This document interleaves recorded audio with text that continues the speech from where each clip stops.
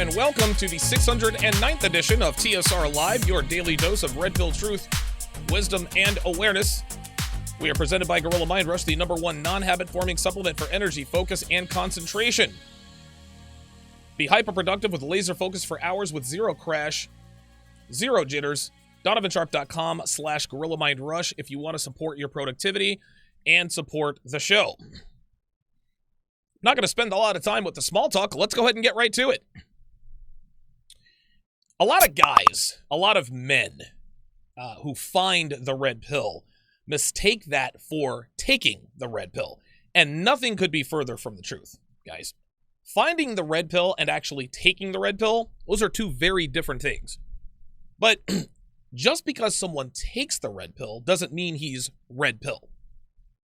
Taking the red pill means that you're now red pill aware, but then digesting and actually living the red pill life is what separates men who find the red pill from the men who take and digest it and actually live the red pill life. These are what I like to call 5%ers. You guys have heard me talk about this in the past before.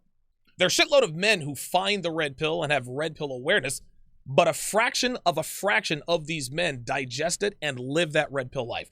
I estimate roughly 1 out of every 20 men who have red pill awareness actually live the red pill life. 1 out of 20, 5%. Simple math. Anyway, there are a few different things that happen to men who find the red pill without actually digesting it and then living the red pill life later on. Number 1, they get stuck in the anger phase. Okay? They get stuck in the anger phase and become these low-level MGTOWs, right?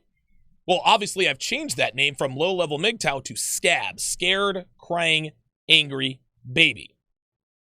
I think I coined that when I was down at the 21 convention with Anthony Johnson and the boys. A lot of these guys like to call themselves MGTOWs and would lead you to believe that they don't have pussy because they don't want pussy. In other words, they want you to think that they could get pussy if they wanted to, but they don't feel like it, so they just don't. Then they use inaccurate analogies as excuses not to pursue women, such as the juice isn't worth the squeeze, and pursuing women is like playing Russian roulette. Both analogies are lazy and wildly inaccurate. Number 2, they do not fully digest the red pill, and that is when they become purple pill. What this means, gentlemen, is that they have red pill awareness and implement some red pill in their lives, but because the red pill is hard to fully digest, they end up hanging on to a lot of their blue pill mindsets in order to cope with red pill truth. And red pill truth is ugly, guys. It is very ugly. It's like taking a shot of 136 proof whiskey and then chasing it with Coke so it doesn't burn quite as much. I think we've all done that before with alcohol in real life. Digesting the red pill is not easy, gentlemen. It gives you heartburn. It gives you indigestion. It gives you diarrhea. It gives you gas. It causes insomnia. It gives you heartburn. It gives you a headache. The red pill never, ever, ever goes down easy. Subsequently, a lot of men like to take Pepto-Bismol for some of the symptoms in the form of rationalizing female behavior. For example, well, if we as men get our shit together, women would be motivated to get their shit together, so technically it's our fault. Women are fucked up, but it's because of us, which means it's our fault. Then he wonders why women still play him like a fiddle once he gets his shit together, not fully understanding that outside of sex, women don't need men anymore, right? Like he wonders why his girlfriend cheated on him with Dave, the unemployed garage band guitar player who may or may not be addicted to heroin, when he has a job, a reliable car, a house, a 401k, and a diversified portfolio. But he chased that shot of whiskey with a can of Coke rather than letting it burn. And when he lets it burn, he actually knows what's really going on. That next shot makes him cough, and now he really feels that burn, and he ends up throwing up. Because eventually that whiskey's going to get to you no matter how many times you chase it, guys. Red pill truth is exactly the same. It will eventually kick you square in the balls if you don't drink it straight with no chaser. Sugarcoating red pill truth so that you can digest it easier is not the way, guys. I've said this before. Most men who find the red pill end up becoming purple pill without even realizing it because they want to sugarcoat it. Now, this doesn't mean that they're bad people. I've said before that I'll never pass judgment on men who fuck sex dolls or decide to check out of the dating market altogether, because dealing with women is a fucking headache. It is a risk. Listen, as much as I care about my girl, it's a full-time job keeping her in line simply because she's a woman. But being aware of the fact that you're a purple pillar, red pilling, masquerading as a red pill aware male, that is the first step in deciding whether or not you really have what it takes to actually live the red pill life. Because at the end of the day, guys, there is no purple pill. There is no in between. If you're still holding on to beliefs like there's someone out there for me who's a perfect match, and if I treat her like a queen or king or queen, she'll treat me like a king. Dude, you're as blue pill as the men who troll me on the regular. All of that said, today's episode, I'm going to give you 10 signs that you are still a purple pill beta masquerading as a red pill alpha and 5%er. And a lot of them are going to center and apply to your relationships with women. All right, let's take a look at the chat. Welcome in, guys. I appreciate you guys making time for the show. Today. Hang on a second. I gotta adjust my camera. Let me see. Oh, that's not what I wanted to do. Okay, there we go. Hang on a second. Okay, all right, that's a little bit better. I don't like my face to completely dominate the screen. Shout out to my members in the chat. Nate Dogg, Kai Down, Chrome 411, Joel Mondesier, JB84 is in the house. King Killamac says it's showtime. C-Dub, JB84. Joel Mondesier is highly active in the chat. Marfuki Doodoo, or Marfuki Dodo. Playboy Hitch Jr., I haven't seen you here in a while. Guess you guys are talking about shaving your head. I shave my head every once in a while, guys. I shave my head every once in a while. And guys, let me know how I sound in the chat. I'm very, very cognizant of the sound bar. I see that I'm in the red, and I don't want to blow you guys out. So let me know if I sound all right in the chat. Jay West Dragon is in the house. Mike Shimon is in the house. Let's read some super chats. CJ Mutter, haven't seen you in here in a while. Appreciate the $2 super chat. Says, just because I know today's show will be good. Thank you very much. Jason Moreno says, good place to be right now. Drop that knowledge, brother. Appreciate that. Mario Roma with the $10 super chat. It says, swallowing the red pill is probably the hardest thing I've done, but in the long run, it is the best thing you can do for yourself. Truer words have never been spoken. King Life is in the house. Technomage B5 is in the house. Thank you very much for that big $100 super chat yesterday.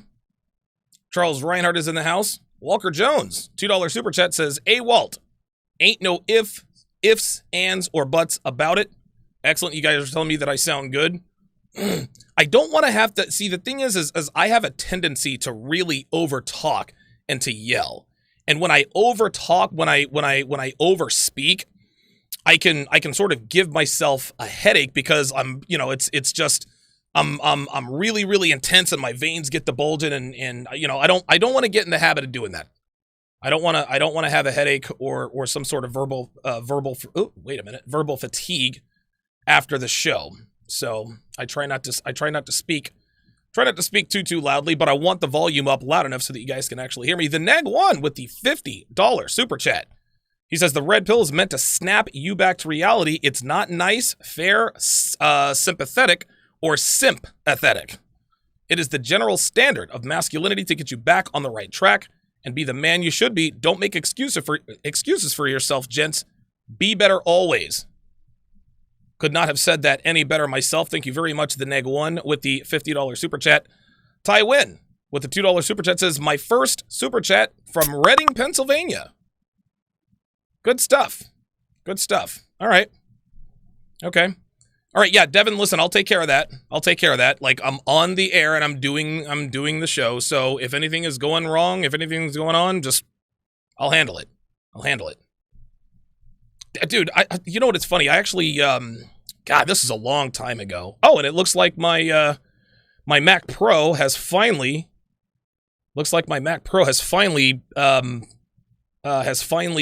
gotten done setting up. It took a while for my Mac Pro to get set up. I got everything over there. I'm not using it right now, but I had to migrate everything over. Had a little bit of trouble starting it up, but I called AppleCare. They got it all squared away. So, oh, by the way, no show tomorrow, guys. There's going to be no show tomorrow. I got to get, I've got to sort of rearrange my studio. I've got the Mac Pro coming. I'm also getting some ink tomorrow. So, and it's been a very long 3 weeks. It's been a very, very long 3 weeks. So I'm going to take some time off, a little bit of respite, get some ink, all that good stuff. So Tywin is from Reading, Pennsylvania. Appreciate that. Medinaha with the €2 super chat says, what made women and society become like that? Yeah, feminism. Feminism. That's what. Stephen or Stefan Vieting says, I have to self-correct every time. Blue pill tendencies. Yeah, that's part of the gig, man.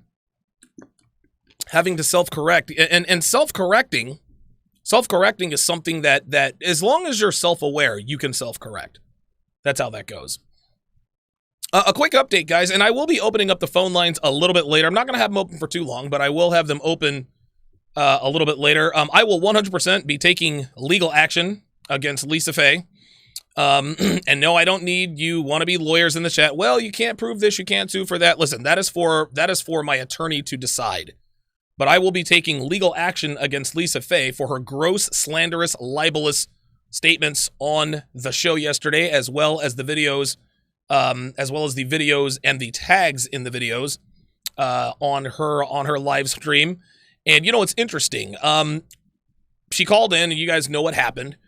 And she hasn't put anything up. She hasn't put anything else up that I know of. Yeah, Lisa Fay is noticeably silent today.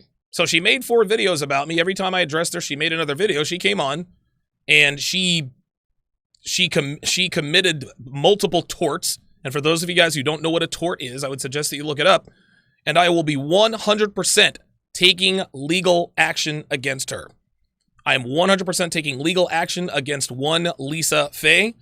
Say whatever you want about me. You can call me names. You can do whatever you want, but you absolutely cannot and will not come onto my show and accuse me of literally domestic terrorism. You cannot come onto my show and not only insinuate, flat out just say that I incite violence. Like, you're not going to come on my show and accuse me of doing something that could get me literally thrown in jail. Like, dude, never mind being deplatformed. Never, I'm not even thinking about that. Right? Like, listen, if you're out here inciting violence, you get kicked off YouTube, you get kicked off Patreon, you get kicked off all that stuff. Like, you can't do that. That's illegal. It's against the law. You cannot incite violence. That's domestic terrorism. Right? No, never mind all of that. That is against the law. You could be thrown in jail. And for her to come on my show and do that irresponsibly, probably going to be the biggest mistake one of the biggest mistakes she's ever going to make. And listen, maybe I beat her in court, maybe I don't. But I'll tell you what, that will be the last time she makes irresponsible statements about somebody on her platform or somebody else. And guys, and I don't want to harp on this too much. I will take a loss on this. I will take a financial, monetary loss, right? I'm not after Lisa's money. Lisa doesn't have any money. She's a fucking joke. She's broke as a joke. I don't give a shit. Like, if they give me some sort of judgment or punitive damages or whatever, fine. Put it in collections, let her file bankruptcy. I'm not doing this for the money. No. I'm doing this to make an example out of her and women like her. You can't just go around accusing people of inciting violence just because you disagree with what they say. I have never, nor will I ever, incite violence. What she said was absolutely, positively irresponsible. I even tried to be sympathetic to her mentioning offing herself several times. And what did she do? She turned that right back around and said, well, what if somebody offs themselves and blames you? Oh, no. I absolutely, positively will not stand for that. And I've said it once, I'll say it again. If Lisa thinks this is going away, listen, I'm not going to be updating you guys every day. I'm not going to be saying, hey, here's what happened. No.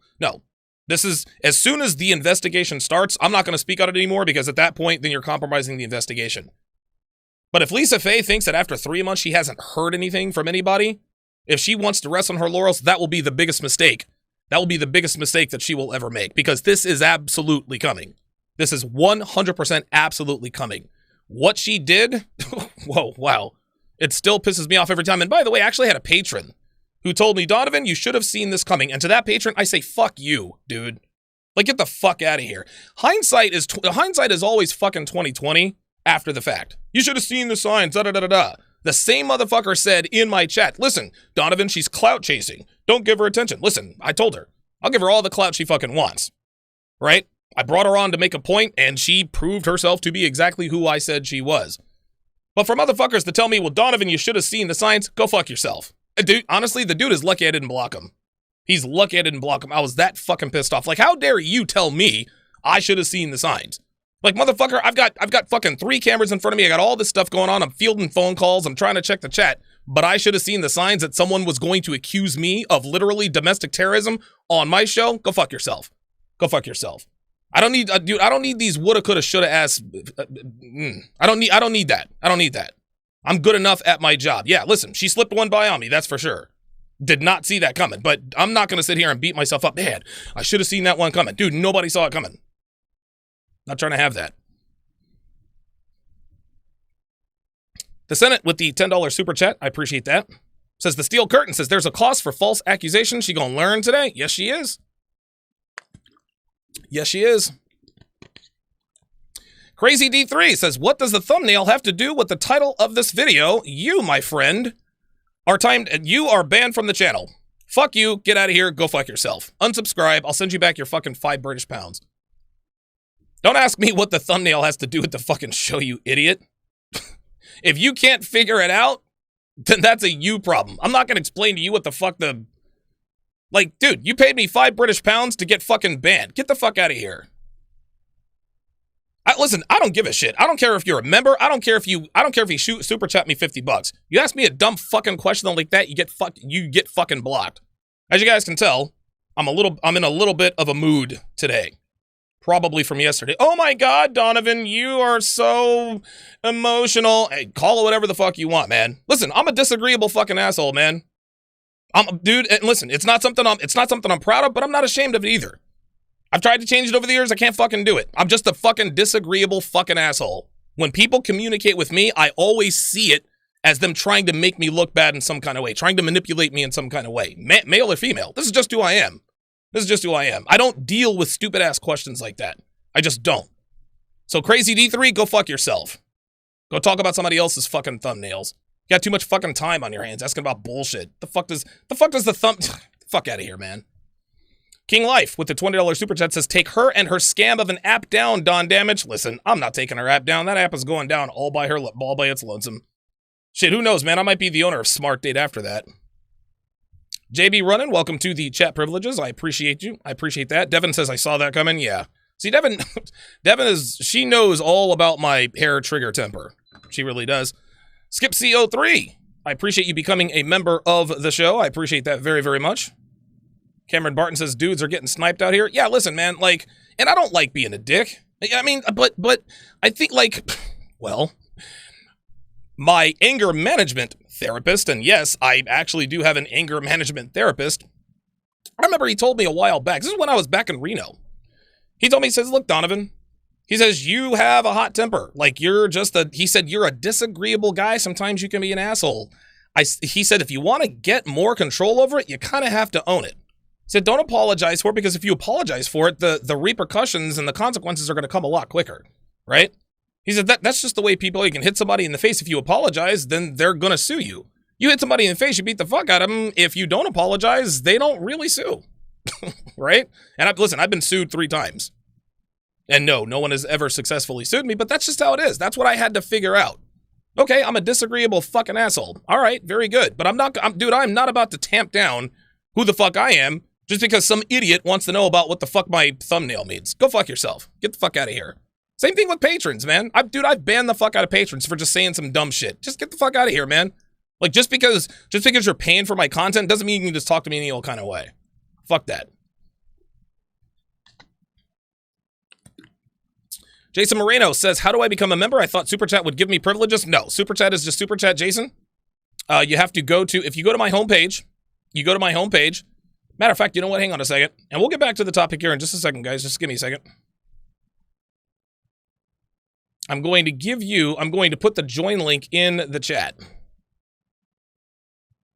Give me 2 seconds. Oh, man, I'm in a mood today, man. God damn. Oh my God, Donovan's such an asshole. He can't control his emotions. He gets too angry. Yep. Fucking deal with it. You can either watch or you can go fuck yourself. There you go, Jason. There it is, Jason.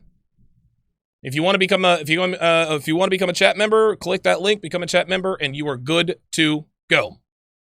You're good to go. All right, very good. Excellent. So, we are off to a rousing start on today's show. So let us go ahead and discuss the 10 signs that you are masquerading. You are a purple pill beta masquerading as a red pill alpha. Sign number 1, you are non-confrontational. If you are non-confrontational, you are a fucking coward. Listen, most people don't like confrontation, myself included. Believe it or not. Like, listen, you guys, I'm not afraid of confrontation. That doesn't mean that doesn't mean I like it. But just because I dislike confrontation doesn't mean that I don't realize that it is sometimes a necessary part of life. If I need to address a situation with a friend, a colleague, a woman, whoever, I never ever hesitate to do what needs to be done. Devin, I'll tell you quick.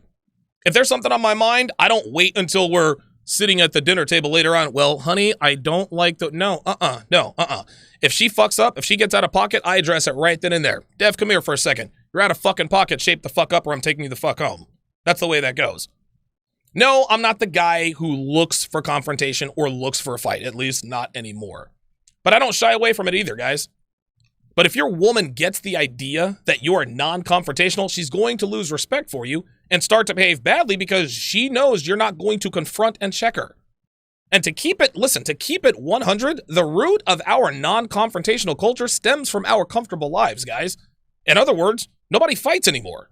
A man who's never been in a fight with another man is naturally going to be non-confrontational because he's afraid of the unknown.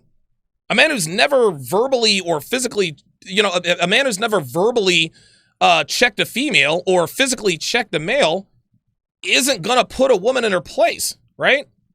Like a man who's never verbally checked his female isn't going to be, like he's going to be non-confrontational with her because he's not sure what the response will be. A woman has to know that you are a man who will confront uncomfortable situations. If you're at a restaurant and she tells you that her steak is overcooked and you tell her to turn it around rather than call the waiter over and demand another steak, she knows you're a coward, guys. If your woman disrespects you in public and you don't pull her aside and tell her to cut the bullshit, she loses more respect for you.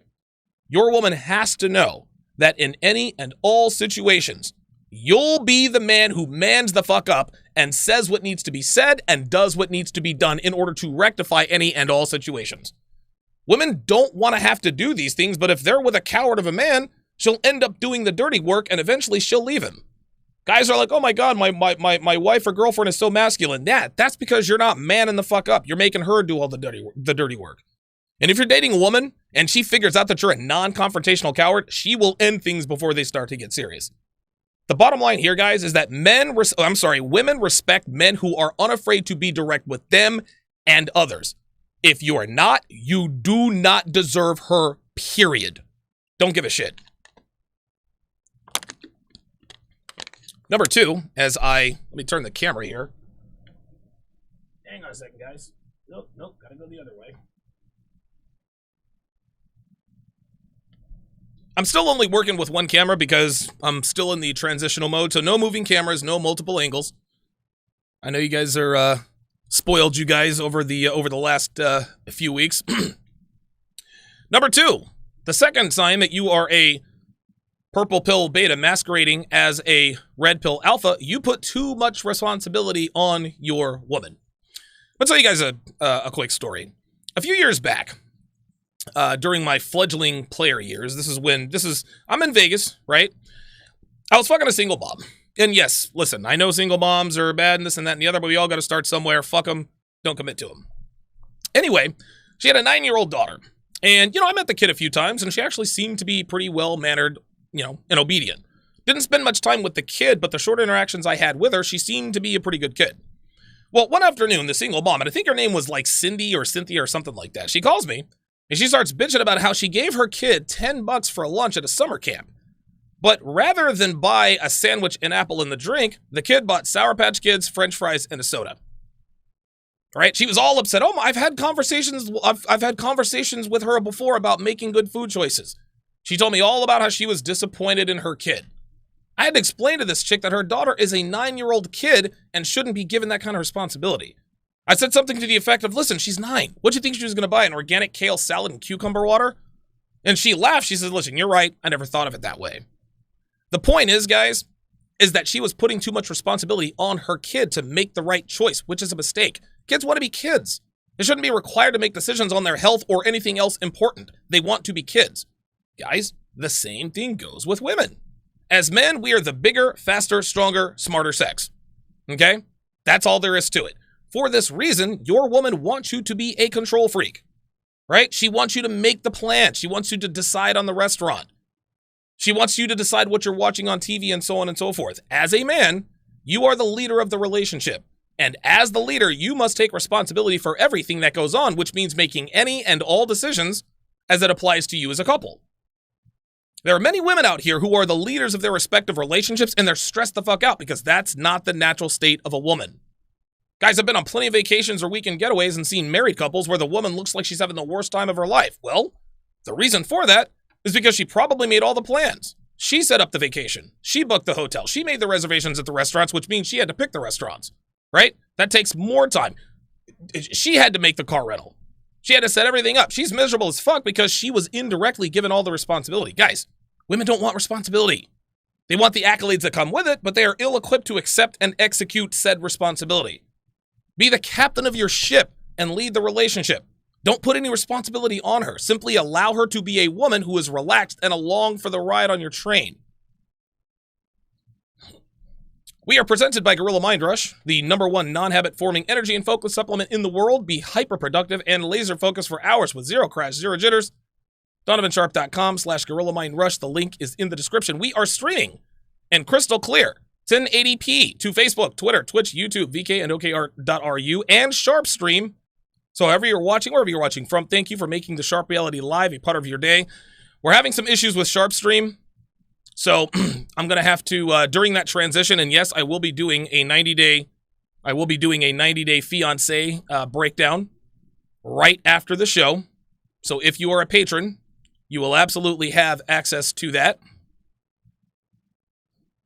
Matter of fact, let me, I'm going to send this over to Dev so she can make the proper, I'm going to have to, during that transition, and yes, I will be doing a 90-day, there we are. What? Dude, that scared the shit out of me. I was like, wait a minute, am I in the fucking room? There we go. Excellent. All right. So that has been sent to Dev. She's good to go. And she will make the proper, the proper adjustments on Sharpe stream. It is Thursday, May 14th of 2020. It is good to have you guys in today. By the way, guys, at 9 p.m. Eastern time tonight, 9 p.m. Eastern, I will be on Chris Von Erich's show. We're going to talk about how I got started, some of the origin stories I've talked about in the past. He's going to sort of ask what makes me tick. It's going to be a very personal, fun, lighthearted conversation. We're not going to get into heavy topics. Usually I try to be in bed by 10:30, so it'll be way past my bedtime when we're done. That's fine. Chris is a good guy, and I'm more than happy to join his show. He's a good friend of Rolo Tomasi's, so I trust the guy. Looking forward to it. All right. JJ the Terrible, shout out to you with the $20 super chat. Says, not only did she smear you, she smeared all of us. I wouldn't be here if her accusation was remotely true. Yeah, exactly. Like I said, listen, if you want to, listen, you can call me a little dick nigga. You can tell me I live in my mom's basement. You can call me an incel bait. Listen, do whatever you want, right? Like, do whatever you want. But do not accuse me of something that could get me put in jail. That is irresponsible and that is dangerous. She will pay for this one way or another. Legally, that's for sure. A Wild Deku, thank you for joining the chat. And Jason Moreno has joined. Very good. Welcome, Jason Moreno, with the for joining us in the chat. Merciless 6 with the $5 super chat says, going red and watching you and MLD's content helped me have my own social breakdowns of Too Hot to Handle on Netflix. It's up your alley if you haven't seen it. I've seen it, Merciless 6. I'm not really interested in that. Like, that's a little bit too, I don't know. Like, they can't fuck each other and there's a bunch of, I don't know. We'll see. Zachary Hayes, $5 says, if you have a problem with being confrontational, take martial arts. Krav Maga has improved that for me tremendously. I've actually thought very long and hard about We're having crab cakes tomorrow for dinner. Krav Maga, not Crab Maga. I don't know, I think I'd take Krav Maga. If it was a martial art, I'd totally take Krav Maga. Can't talk today. Jesus Christ. Excellent, excellent. It is good to have you guys in today. Let's continue with the third sign that you are a purple pill beta masquerading as a red pill alpha. Number 3, you do not protect your woman from herself. Gentlemen, I'm here to tell you, in 2020, women are safer than they've ever been in history. If any harm were ever to befall one of them, it is a rarity indeed. Okay, there are laws set up to protect women from any and all perils of the outside world. The only protection she needs from you as a man is if she is in imminent physical danger, and even then, you'll seldom be required to step in and defend her person. That's how safe women are. That said, women need to be protected from themselves more than anything. Women are self-destructive by nature, gentlemen, and they pose a greater threat to themselves than anything else out there. If you are a man who does not know how to protect a woman from herself, she will self-destruct and she will take you with her if you are anywhere in her blast radius. I speak from personal experience. Protecting a woman from herself means one thing and one thing only: eliminating any and all activities or habits that are conducive or could lead to slutty behavior and or infidelity. Let me repeat that. Protecting a woman from herself means one thing and one thing only: eliminating any and all activities or habits that are conducive to or could lead to slutty behavior and or infidelity.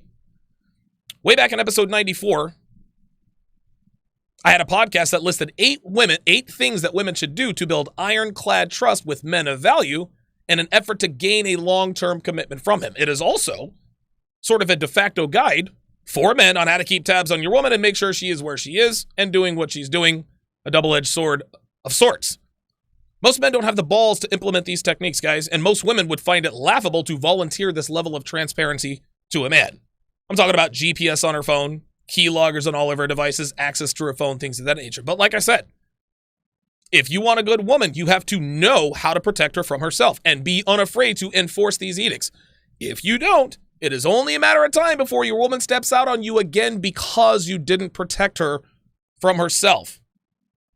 The fourth sign, you are a purple pill beta masquerading as a red pill alpha. You're a male slut. Guys, plain and simple. No, not the way you're thinking. Not the way you're thinking. And ladies, not the way, oh yeah, he's a male slut. No. Fuck you, sluts. No, we're talking about male sluts. No. A male version of a slut is a man who freely gives his commitment to any and all women for little to nothing at all. Like women who give their pussies away for little to nothing at all. That's the female version of a slut. I'll give you 3 examples. Example number 1. A male slut has been out on 2 dates and decided to make her his girlfriend. A female slut been out with a guy for 2 hours and fucks him the same night. Example number 2. A male slut has had 8 girlfriends in 8 months. A female slut has fucked 8 guys in the last 8 days. Example number 3. A male slut proposes to a female he's been dating for only 6 months. A female slut cheats on her boyfriend 6 times in 6 weeks. You guys see a pattern? One of the most ironclad red pill truths, and this is actually something Rollo Tomasi said. Men, we're the gatekeepers of commitment. Women are the gatekeepers to sex. You guys heard Amber Rose a long time ago. She says, listen, women fuck who they want, men fuck who they can. She's right. But on the other side of that coin, men marry who they want, women marry who they can. Right? It's very easy for women to give away it's very easy for people to give away what they're the gatekeepers to. Any female who gives up the pussy too soon loses the respect of a man. We as men, we think, damn, she was really easy to fuck. I met this chick 2 hours ago. All I did was buy her a couple of drinks, make conversation, and she gave it up. She's obviously a slut. I'll use her until I'm done with her. A man who commits to a woman too soon without making her work for it is equally as unattractive. A woman thinks to herself, all I did was fuck him a few times and he already wants to be exclusive? He wants me to meet his parents? All right, I'll use him for free food and companionship until a man comes along who actually makes me work for his time and attention. Men who give up commitment too easily are just as unattractive as the women who give up their pussies too easily. This is what it comes down to. Okay? They are just as unattractive as slutty females who fuck every dude they meet. It's easy for them to do, which is why they're shamed for it. Women only value what they are required to work for. And if you're ready to put a ring on it after just a few months, she'll see you as a male version of a slut and start looking elsewhere. Sign number 5. You are a purple pill beta masquerading as a red pill alpha. You're a closet simp. You're a closet white knight. So even though you watch my show, you've read The Rational Male, you've enrolled in MLD's body language mastery course, you're starting to understand the true nature of women, you're still secretly holding on to concepts like not all women are like that. That your woman should love me for me, or any other ridiculous notion that you claim to have seen the light on. No matter how well you think you hide it, guys, females will eventually sniff it out. And when that happens, and it will, she'll be gone before you can stick your dick in her. Women have positively zero respect for men who worship their vaginas or don't know or understand how to handle them. Renouncing your simphood verbally, that's one thing. It is quite another to actually do it in real life. Guys, I'm here to tell you. Women have a supernatural ability to detect even trace amounts of incongruity.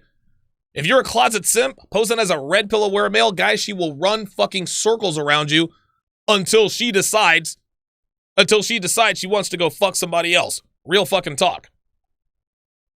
The 6th sign that you are a purple pill beta, masquerading as a red pill alpha, as I lose my bottle cap. Pardon me. You still believe you need to be in a long-term relationship to be happy. When I first met Devin, I was still living that fast Vegas lifestyle. I was doing blow with strippers every weekend, different girls every night, getting in fights, drinking too much, just doing wild shit all the time. The last thing on my mind when I met her was a long-term relationship. Okay? Now, Devin knew how to be a female, but she didn't really know how to be a woman. She didn't have her ears pierced. She didn't own a pair of heels. She didn't even own a pair of thongs. Her fingernails weren't even painted. Now, she was definitely fuckable, as she has the body of a porn star. And if you guys don't believe me, you guys can check my social media feeds. So sex was really all I wanted out of her at the time. But the more time we spent together, the more I began to like her outside of sex. I tell her all the time, I like you as a person. She used to laugh at me. You mean you don't like me? What do you mean you like me as a person? Of course you do. Now she didn't get it. Devin, she was great company. She was kind. She was very generous. She was selfless. In other words, she appeared to have what it took to potentially be a quality woman. Don't mistake me, guys. Let me stop you right there before you guys start hurling accusations. She wasn't no unicorn, guys. Devin was no snowflake. And she is definitely not now. Like all women out there, she had some shit with her when I met her, and she still does. But 8 months after we met, we took a trip to Hawaii for a week, had a great vacation, and that's when things started to change. Now, before we went to Hawaii, she actually floated the idea of a relationship a couple times. The first time she did it, I told her, sweetheart, you do not want to be in a relationship with me. The second time she did it, we were in Phoenix for a layover before flying to the Big Island. Once again, I shot it down and I told her, look, it takes a lot more than what you're doing now to be in a relationship with me. She left it alone. Pardon me. A few weeks later, and this was after we had gotten back from Hawaii, she floated the idea of a relationship again. This time I asked her, pardon me, are you sure you want to do this? Right? She's like, yeah, I'm sure. I said, okay. I'm going to give you an example of what it's going to be like to be in a relationship with me. She said, okay, all right. So I said, unlock your phone and hand it to me right now. She just handed me her phone because there was no log on it. She didn't have a password on it. So I said, okay, that's a start, but you've still got some work to do. I told her, I don't date women who go to clubs or bars. She said, that's fine. I don't hang out with Kim much anyway since I met you. All right. Then I said, I don't date women who are on social media. She said, all right, I'll delete my Facebook and Twitter. She did it right there in front of me. So she was off to a good start and obviously serious. She wasn't out of the woods yet, guys. She still had to prove to me that she could not only be the kind of woman I wanted and needed, but she had to prove that she could maintain it. So over the next few months, guys, I put her through her fucking paces. I trained her. I corrected her bad behavior. I rewarded her good behavior. I taught her the concept of sequence and consequence. And I drilled it into her skull that my requirements were non-negotiable. Make no mistake, gentlemen, this wasn't smooth sailing all the way through. There was a lot of yelling from me. There are a lot of tears from her, a lot of introspection, evaluation, and reevaluation on both sides. But she stayed the course, guys. And in August of 2017, a year and a half after we met, we moved in together and we've been together ever since. The life I now have with Devin is far better than my life ever was in Vegas. Don't get me wrong, guys. Had the time of my life. There's no doubt about it. I would not trade my 9 years and some change in Vegas for anything. But there's something to be said about not having to get tested for STDs every couple months because you were so fucked up, you don't remember using a condom on whatever stripper you happen to be fucking at the time. There's something to be said about knowing you have pussy at the ready every night rather than wondering if the hot poker dealer you met at MGM is going to flake on you. There's a big difference between home-cooked meals from your woman and Chinese takeaway from whatever girl you're fucking at the time. The bottom line here, guys, is that a long-term relationship is simply a better life. But like I said earlier, I was not thinking LTR when I met Devin. She happened to be in the right place at the right time and got discovered by a man who happened to be in the beginning stages of transitioning to the next phase of his life, who knew how to turn her into the best woman she could be. But do not get it twisted, guys. Had I never met Devin, I'd still be just fine, guys. I'd still have my podcast. I'd still be content as a man, and I'd still be kicking life's ass, probably in Phoenix somewhere. My life is better with her in it, but I do not need Devin to be happy. Most guys who find the red pill hold on to the belief that true happiness involves a relationship with a woman, and that's simply not true. Yes, if you train a woman correctly, she has the potential to elevate your life, but women are far from necessary for a man's overall commitment. So many guys out here, they meet a girl they like, they start thinking about long-term relationships with her right from the start. And that's where they get tripped up. They start giving her all the time and attention that only a woman who earns it should enjoy, and at some point, she takes it for granted. She cheats on you, and you're back to square one looking for that special girl. Red pill aware men know that women are a luxury and not a necessity. Purple pill and blue pill men still believe that women are a necessity, and because of this, they get caught up time and time again, and they continue to search because they still buy into that there's somebody for everybody myth, not knowing that quality women are made by red pill aware men, not born. All right. Let me, my chat seems to have stopped. Okay, there we go. I was wondering where the chat went. Let me do the pop-out chat here. There we go. Let me get all caught up here. Excellent, excellent. All right. I was wondering why my chat, I was wondering why my, there we go. All right. Akil Simon is in the house. Welcome to Chat Privileges. Akil Simon, I believe you're also a patron of mine. I greatly, greatly appreciate your support on both ends, my friend. Yarin Zeno is in the house. I haven't seen you in here. Ace and Spades wants to know, when are MLD's webinars? Listen, dude, I love MLD, but don't ask MLD questions in my chat, dude. If you want to know when MLD's webinars are, contact MLD. How the fuck should I know? I'm not MLD. You guys are killing me. Vinci, $5, says, thanks, DS. You are the voice that a man of today needs. Keep dropping them red pills. Appreciate that. Thank you very much, my friend. Amos Brown, $10 super chat, says, you were right on point, Donovan. Stay frosty, man. That's good. Stay frosty. Yeah, guys, again, I'm a little ornery today. I'm a little on edge. That's just how it goes sometimes. JB running with the $20 super chat. Appreciate that. Nate Dogg says, no nightclubs or bars. You're goddamn right. Goddamn right. Nate Dogg also says, no jobs that require her to travel. Yeah, you know what's interesting? Devin sort of already knew this, right? like it was funny. Like, as things were going along, when you put your red pill edicts in place, like, intelligent women who are being disingenuous, women who are being honest with you and themselves, they know, okay, well, if he doesn't want me going to bars or clubs, he probably doesn't want me traveling to Vegas for girls' nights out or girls' weekend or whatever. If a girl, dude, girls on girls' night out, they're going out for cock. If they go to Vegas for the weekend, they're getting dicked down by dudes like me. I'm trying to tell you.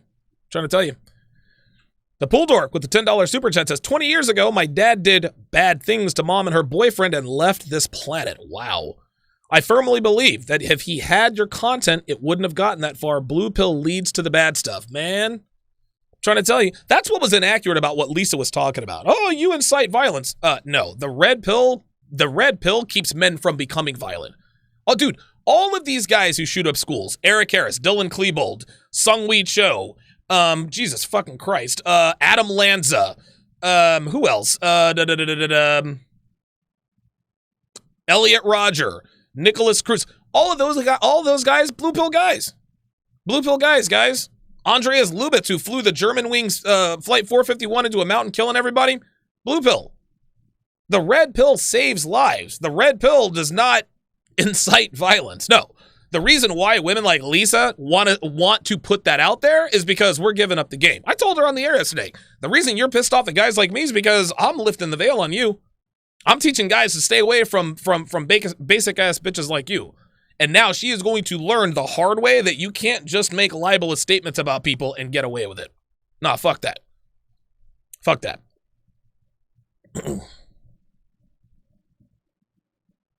Good stuff. Cherhawk says, where can I find all of your old TSR episodes? Patreon.com/Donovan Sharpe. Patreon.com/Donovan Sharpe. Appreciate that. Vinci, I appreciate you becoming a member. Welcome to the TSR family. Fatal Dose the Sage with the $5 super chat says, where were you 12 years ago? I had to learn all of this on my own. This is invaluable information. Gentlemen, take notes. Where was I 12 years ago? So 12 years ago, I'm 30 years old, and I'm about 4 months away from meeting Amy. That's where I was 12 years ago. So 12 years ago, I needed this content too. Ralph Michaels just became a member of the chat. I appreciate the support. Very good. A Wild Deku with the $10 super chat says, if you need a relationship to be happy, you're not done working on yourself and your equity yet. If you're not enriched to the point where you're content with your own company, you have work to do. Listen, I'm trying to tell you. Like, dude, guys like to think that their lives are like Jerry Maguire. You complete me. No, if you need a woman to complete you, then you are not a complete man. End of discussion. End of discussion. Gilbert Dragici says, I found the red pill while in a long-term relationship.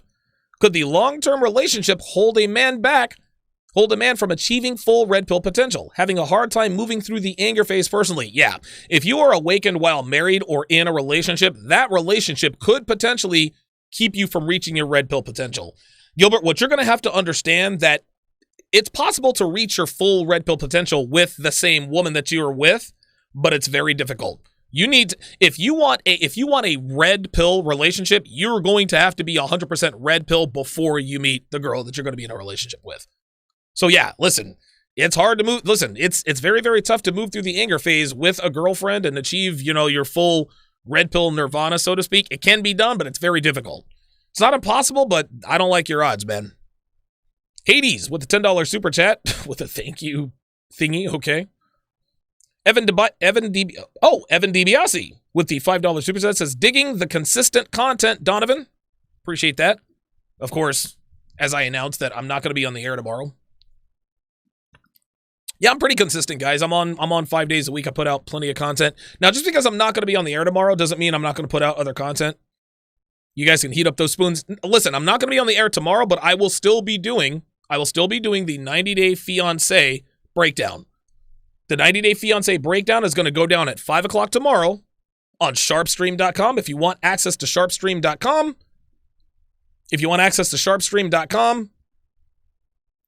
patreon.com/Donovan Sharpe. Truchino says, no, not Amy. Oh, yes. Oh, yes, oh, yes, oh, yes.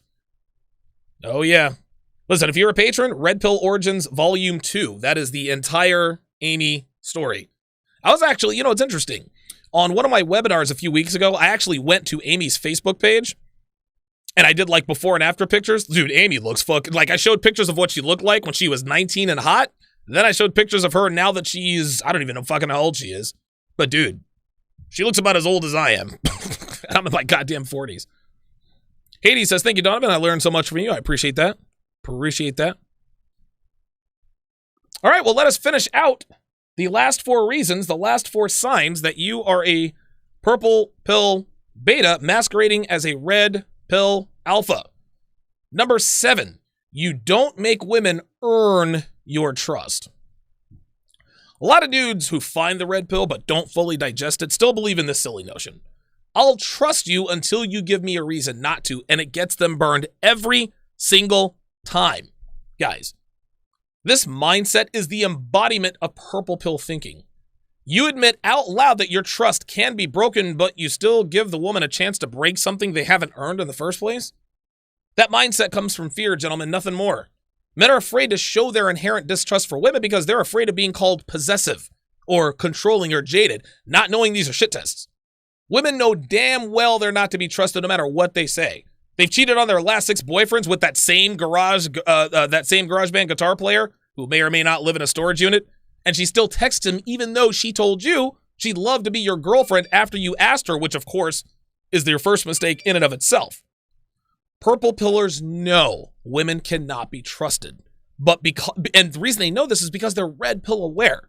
But the blue pill in them paralyzes them with fear. When the girl says, "Don't you trust me?" rather than telling her, "I don't trust anyone until they give me a reason to trust them." Right? Of course I trust you. I'm sorry, you can totally go and hang out with Dave tonight. A purple pill man takes a woman at her word when she says she was raped on a business trip by a douchebag in the sales department named Kevin, even though she told him not 1 week ago that she hooked up with Kevin several times over the next summer. Red pill men know women are liars. Blue pill men have no idea that women are liars. Purple pill men are the worst because they know the truth, but they're afraid to act on it. At least blue pillars can live in blissful ignorance for a while. Number 8. The 8th sign that you are a purple pill beta masquerading as a red pill alpha. You are a red pill masturbator. Masturbator. Guys, I can't give you percentages on this because no one will ever know. But there are so many dudes out here who have red pill awareness, okay? They've read The Rational Male. You guys read and watch me, right? You guys watch the Red Man Group. You watch Rule 0. You guys can recite every answer to every shit test known to man. You know, all the red pill vernacular, the wall and hypergamy, all women are like that, the cock carousel, and so forth. They're on 30 different subreddits giving dudes red pill advice on what to and what not to do. They even come to the 21 convention, they shake my hand, they smoke cigars, they met the Godfather Rollo Tomasi. But when push came to shove and they found themselves in the presence of an attractive woman, they freeze like a deer in the headlights and don't say a goddamn thing. When their girlfriends get out of pocket, they don't check them and put them back in line. When the hot new iPhone comes out and their girl wants it, they go and wait in line overnight for the privilege of spending $1,000 on a fucking phone for their girlfriend. All the red pill knowledge in the world means dick if you don't apply it. And if you have red pill awareness but you don't apply what you know, you're no better than blue pill guys, man. Having red pill awareness and not putting it into action is worse than not having red pill awareness at all, guys. Like I said before, at least blue pill guys can live in their blissful ignorance. Number 9. The ninth sign, you are a purple pill beta masquerading as a red pill alpha. You still think men and women are the same. Part of unplugging from the matrix, means accepting the fact that men and women are the same. No, not in the obvious ways like men are bigger, faster, stronger. Those are obvious, but even beta bitch boys, even they know that Ronda Rousey wouldn't last 3 seconds in the ring with Floyd Mayweather, even if he were fighting her as a flyweight. No, I'm talking about intelligence. I'm talking about gender roles, and most of all, education. Guys, I've talked about the fact that educated women are frauds, and they use their fraudulent college degrees as an excuse not to get into and stay in shape in order to consolidate on a man of value. So many men who think they're red pill still don't understand that the best relationships are the ones where men are the primary breadwinners and women are the primary caretakers. As far as household chores are concerned, men take care of everything outside, mowing the lawn, trimming the hedges, cleaning the gutters, taking out the trash, and so forth. Women take care of all of the chores on the inside, like doing the dishes, cooking, cleaning, vacuuming, etc. Now, to be fair, if I'm going to be completely fair here, feminism isn't the only thing that's fucked up gender roles, guys. That's not the only thing that's fucked up gender relations. These days, it does require 2 incomes to sustain a decent household in terms of having a decent place to live, a decent car, appliances, and all the rest of that. But one could argue that if a couple exercise financial prudence, live below their means, and planned accordingly, they could live a very good life on just the husband's salary, provided he makes enough. But that doesn't mean that women aren't still responsible for their end of the bargain as far as household duties are concerned. Men work all day. And many of them work blue collar labor intensive jobs, and women still expect them to come home, take out the trash, fix the water heater, change the filters, as they should. That's his responsibility. But women think that because they sit in an air-conditioned building all day, chopping away at a keyboard means they don't have to cook, clean, and fuck. I'll use Devin as an example. I'll use my girl as an example, okay? She has an office job that requires quite a bit of brain power. Now, back before COVID-19 hit, a lot of times she'd come home just mentally exhausted. And every once in a while, if I know she's had a long day, maybe I'll load the dishwasher, maybe I'll vacuum the floor, maybe I'll do a load of laundry here or there. Don't get it twisted, guys. I'm not doing it to win any favors with her. I'm not doing it to be a good and fair boyfriend. No, I'm doing it so we can get the fucking.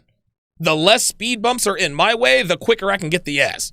I don't do the girl. I don't do household chores out of the goodness of my heart. I'm not doing this chore play thing. I'm like, okay, she looks a little tired today, but I'm trying to fuck. Let me load this dishwasher. Let me vacuum this floor. She can go ahead and put on those hoops, heels, and lipstick, and she can suck this dick. That's what that is. But most of the time, guys, regardless of how long or arduous her day is, she doesn't skirt her household responsibilities. Every once in a while, she will leave the dishes for tomorrow morning. No big deal, not a deal breaker. But she takes care of it before she heads off to work, right? The point is that one of the reasons Devin and I have a rock solid relationship, at least for now, is that we understand and abide by traditional gender roles. We know, we understand, acknowledge, and execute our responsibilities to each other for each other. Men out here who think they're red pill alphas don't require their women to keep the house clean and do all the cooking. And these guys are married. Shit, dude, Devin and I will never sign a marriage certificate or a license, but she handles her business anyway, because that's what I require. Why? Because I'm not afraid to demand this from my woman. Purple pill men know what a woman's place is, regardless of how stressful her job is. That's part of the gig. Women bitch and moan about how they want men to step up and engage in masculine responsibilities, but when it comes time to cook, clean, do the laundry, and give up the ass, they don't want to uphold their end of the bargain while expecting men to continue to uphold theirs. And these purple pill guys out here don't put their foot down because deep down they still believe that women are equal to men in this regard. Not even close. Not even close. Just because she's mentally tired when she gets home doesn't mean she doesn't have the energy to throw a steak in a pan and suck some dick, right? I know that Devin doesn't always want to do what's necessary, but guess what? She pulls up her bootstraps and she powers through it because she knows that in return, she gets my protection. She gets my attention. She gets my time. She gets my affection. She gets access to my resources, and she gets my loyalty. She knows that if she doesn't uphold her end of the bargain, I'm the fuck up out of here. What purple pill men need to realize is that what women have to do to get what they want out of you is not the same as what we have to do to get what we want out of them. Men and women are not equal to each other, and neither are the tasks involved with upholding their end of their prospective bargains. They only think they're equal in this regard, but unfortunately, most red pill men don't understand that. And finally, number 10, the 10th and final sign that you are a purple pill beta masquerading as a red pill alpha, you still believe, and not all women are like that, in true love. Never mind that purple pill men still cling to the belief that their person is out there. Never mind that these guys still believe in that bullshit notion of a soulmate. No. That's not nearly as bad as men who claim to be red pill and will still say shit like, yeah, man, women are fucked up. They'll cheat on you. They'll fuck you over. They'll take you to the cleaners and family court. But not every single woman out there is like that. Like, you can't tell me that 100% of women out there is infected by feminism. You can't tell me that 100% of women out there will fuck you over if you give an opportunity. Interestingly enough, that's absolutely correct. 100% of women won't fuck you over or divorce rape you. 100% of women out there won't cheat on you. But 100% of women are female, which means that they are a slave to biology, which means that, yes, all women are like that. Just because a woman happens to be the exception of one aspect of AWOL doesn't mean she's a fucking unicorn. Okay, so she doesn't blame shift, but trust and believe that if you get fat, lose your job, and stop keeping her in line, she will upgrade in the name of hypergamy, and she'll make sure she has your replacement firmly in her grasp before dropping the hammer on you in the form of what? Branch swinging. Oh, okay, so your wife didn't branch swing. She came to you like a woman should and told you straight up that this isn't working out and that she wants out. But you can bet your bottom fucking dollar that when she tells her family and friends why she's leaving you, she'll blame you for it. There's the blame shifting. What's that you say? You know a woman who doesn't blame shift, branch swing, or is hypergamous? Even if I believed you, guess what? All women still shit test. That's right, gentlemen. All women shit test. All women test. All women test men that they're attracted to make sure that he is the man he presented himself to be and to make sure that he is still the man she fell in love with. Every woman on the face of the earth shit tests men, and that's not a bad thing, guys. But like I said before, defying one element of AWOL does not mean she's not like that. And just because she doesn't engage in a particular act to the same degree doesn't mean she's the exception to the rule. All women are like that, gentlemen, and the sooner you get that through your thick fucking skull, the better off you and your woman will be. Guys, Devon's a good woman, but make no mistake. She is who she is because I made her that way. Yes, she has many qualities that elevate my life, but she was out there on the carousel just like every other woman was when they're single. She ain't no unicorn, guys. Devon is like that, and she understands this very clearly. Devon knows that being like that doesn't mean she's a bad person or a terrible woman. She knows that her proclivities to blame shift when it comes to her ex is typical female behavior. But she also knows that because we're both aware of it, she can do her best to avoid that behavior. Now, every once in a while, I may have to give her a not-so-gentle reminder that she's engaging in AWOL behavior. But she doesn't take it personally because she knows I'm trying to make and keep her the best woman she can be, and she knows that she can't do that without facing some hard truths about her biology, and it's as simple as that. Men of different shades, red pill, blue pill, purple pill, we all know and understand that we are aroused by attractive women. We freely admit that we want to fuck the best female physical specimens out there. We don't deny our biological desire for beautiful women. At least when we're in the company of women. Blue pill, purple pill, guys, I'm talking to you here. So if we freely admit that we are beholden to our biologies as males, then why the fuck are purple pill men so quick to dismiss female biology? Right? We can say, well, listen, I like big titties and a nice ass. So why are we so quick to dismiss female nature? I'll tell you why. Because they're fucking scared. They're afraid to call their women out for trashing their ex-boyfriends or ex-husbands, and that you're aware that there are two sides to every story, and that you know that she shares in the blame for the demise of that relationship. Devon tried that same thing. Oh yeah, me and my ex, Brian, he did this. I said, Devon, check this out. Check this out. I wasn't there. I don't know. Don't trash that motherfucker when you're not around me. Because, and I told her, I said, real talk, all told, you guys cheated on each other. Like, you can tell me he cheated on you all you want to. I'm sure he did, but guess what? You fucked other dudes too. I don't want to hear it. Well, yeah, no, Dev, I don't want to hear it. No, Don't trash your fucking ex in front of me. No, fuck that. No, that was a two-way street. You were a bad girlfriend, he was a bad boyfriend. End of discussion. Not trying to hear it. These dudes were afraid to admit that their wives would drop them in a New York fucking minute for Kevin in sales, who makes more, is in better shape, is more confident, and is flat out a better option for her than they are. Purple pill men still believe in the notion of romantic love. They still dream of unconditional love. A while back, Devin and I started watching the series Mad Men on Netflix, right? And I think it was like the second or third episode of the first season. Don Draper brilliantly sums up the bullshit notion of romantic love when talking to a woman who had told him that she had never felt love in her life. He said, and I quote, "The reason you haven't felt it, meaning love, is because it doesn't exist. What you call love," he told her, "was invented by guys like me to sell nylons." He said, "You were born alone and you die alone. And this world just drops a bunch of rules on top of you to make you forget these facts, but I never forget." Red pill men, gentlemen, never forget. Blue pill men never knew it in the first place. But purple pill men try to forget. But they're quickly reminded of this when his woman tearfully admits that she got drunk at a company party, went back to Kevin's place where he, his friend Dave, who's in this awesome band named Toilet Wine, and his friend Billy the cocaine dealer ran a train on her.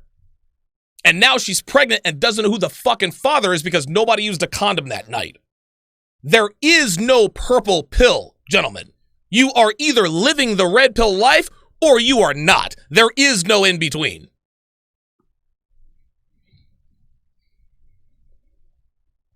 All right. Excellent.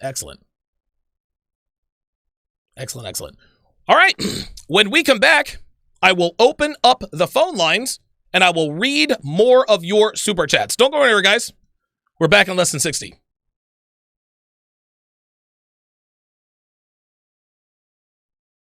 Afternoons at p.m. Eastern, and don't forget to like, comment, and subscribe. Get access to content not found anywhere else on patreon.com/Donovan Sharpe. Past shows, the archive, Sharpe Shorts, and Ask Donovan Q&A.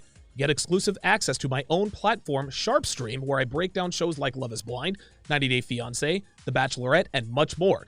Get huge discounts on all of my courses like How to Master the Game, How to Build a Quality Woman from the Ground Up, and Womanese 101. You can also get your hands on the videos and podcast episodes banned on SoundCloud, Vimeo, and YouTube. Get access to an ocean of content found only on patreon.com/Donovan Sharpe. The link is in the description.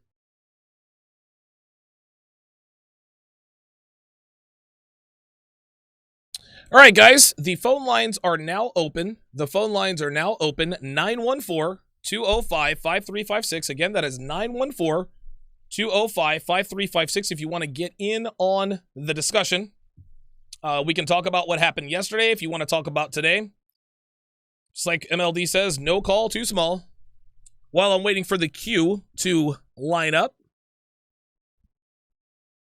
I am going to read these super chats. Ace in Spades, $5 super chat says, my bad, Don. I thought I heard that you or someone mentioned MLD's course and thought you participated in his last webinar. Okay, but just because I participated in his last webinar doesn't mean that I am his bookkeeper or his scheduler. If you want information about somebody else's webinars, go ask him, man. Like, I don't have anything to do with that. Incognito. Incognito with the $2 super chat says, just turned in. Oof. I'm stuck on number 6. I love that, man. Incognito. Listen, say what you will about O'Shea. I don't really like the guy, but that dude used to come up with some he used to call it incognito. Like that, dude, that nigga used to have me rolling. Apartheid wireless and shit. Shit was crazy. Lavord 1980 says, no lie. I've still got some blue pill, purple pill residue left in my system from years of feminist indoctrination. Exactly the video I need to check myself. Check this out, Lavord. Listen, man, I'm not the perfect red pill guy either. I will fail the occasional shit test from time to time. I will do some blue pill or some purple pill shit. But being self-aware is what keeps you away from those things. So don't be too hard on yourself, dude. Don't be too hard on yourself. Tom Brokaw with the $10 super chat says, with the 80-20 rule, the red pill will be even more vital. It teaches the bottom 80% how to be happy. When blue pillers lose out in the sexual marketplace, they can become violent. Women need the red pill. Dude, I'm telling you, there's nothing more dangerous on this planet than a blue pill male who has been humiliated. I'm telling you, man. For that fucking whore to call up my show and talk about, you're inciting violence. Since when did men who were good with women ever kill anybody? Fuck out of here. Ty Wynn says, where can I get that Womanese book? No, the Womanese is not a book, my friend. The Womanese is a course. Womanese 101 is a course. You know what's interesting? Let me log in here for just a second. Someone actually purchased the Womanese course earlier today. I had no idea that it was still up. I was actually, that thing is supposed to be taken down. And I was actually going to, yeah, somebody bought a copy today that it was not supposed to be available. I got to get with Teachable about that. And find out what the shit is going on there. But Womanese 101 will be available again in mid-August. That is when I am dropping Womanese 101 Volume 2. And if you purchase Womanese 101 Volume 1, you get Womanese 101 Volume 2 at 40% off. If you bought Womanese 101 Volume 1, or if you buy it, you get Womanese 101 Volume 2 at 40% off. So stay tuned for that. That is going to be coming out here within the next few months. I'm targeting the middle of August. Crispin Johnson with the $5 super chat says, grandfather taught me red pill, switched to blue pill to please a woman, reverted to red pill after she left, and now her nose is open. Hard lesson, right? Dr. Watson with a $5 super chat says, true love is such BS. I learned that the hard way. Gents, don't buy the lie of true love. Love is not a feeling, guys. Love is an action. It is an action. Devin does not love me unconditionally, and I do not love her unconditionally. Oh, no. No. Oh, no. I'm actually getting ready to take Devin's physicality to the next level. So she's about to leave her job to work for me, right? And I don't need 8 hours a day out of Dev. I don't, because she is like, dude, she'll get 10 hours of work done at her job in 3 hours. Like, she's that good. And so if I can get 3 hours out of her a day, she's like, well, look, Donovan, I need to be working 8 hours a day. I got to stay busy. I said, oh, baby girl, you will be busy in that gym. Like, my goal, because we're taking a vacation to Hawaii in October, and Devin is going, and listen, I always say that Devin has the body of a porn star. Okay, fine. That's probably a little bit of an exaggeration. I think I exaggerated for effect. Devin has a bomb-ass body. But by the time we get to Hawaii, she will have a fucking porn star body. Like, dude, when men look at her, they're going to be like, God damn. I bet that bitch has been in some goddamn videos. Real talk. I'm actually thinking about hiring another personal trainer to come out to the crib 5 days a week. I'm getting ready to buy her a Smith machine to get that ass in place. Like, it's good, dude. 3 days a week, it's going to be legs, ass, and abs. 3 days a week. Those are the most important things. The other 2 days, going to be cardio and arms. Yeah, Devin, dude, her ass is going to be so tight I can bounce a fucking quarter in that motherfucker and put my goddamn eye out. Bounce a quarter off that ass. Oh, yes. She's going to work very, very hard. You know, it's interesting. She's like, yep, I'm going to be the trophy girlfriend. I was like, you're goddamn right you are.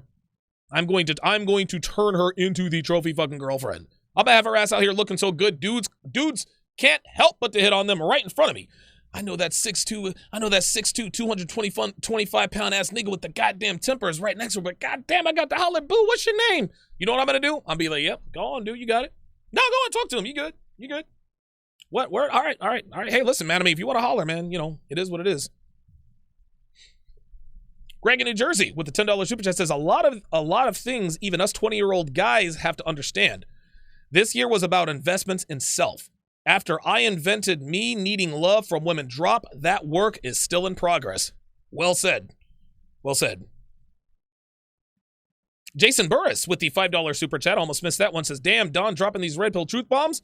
Looks like I have way more work to do in this R. Listen, even I have to work on myself, man.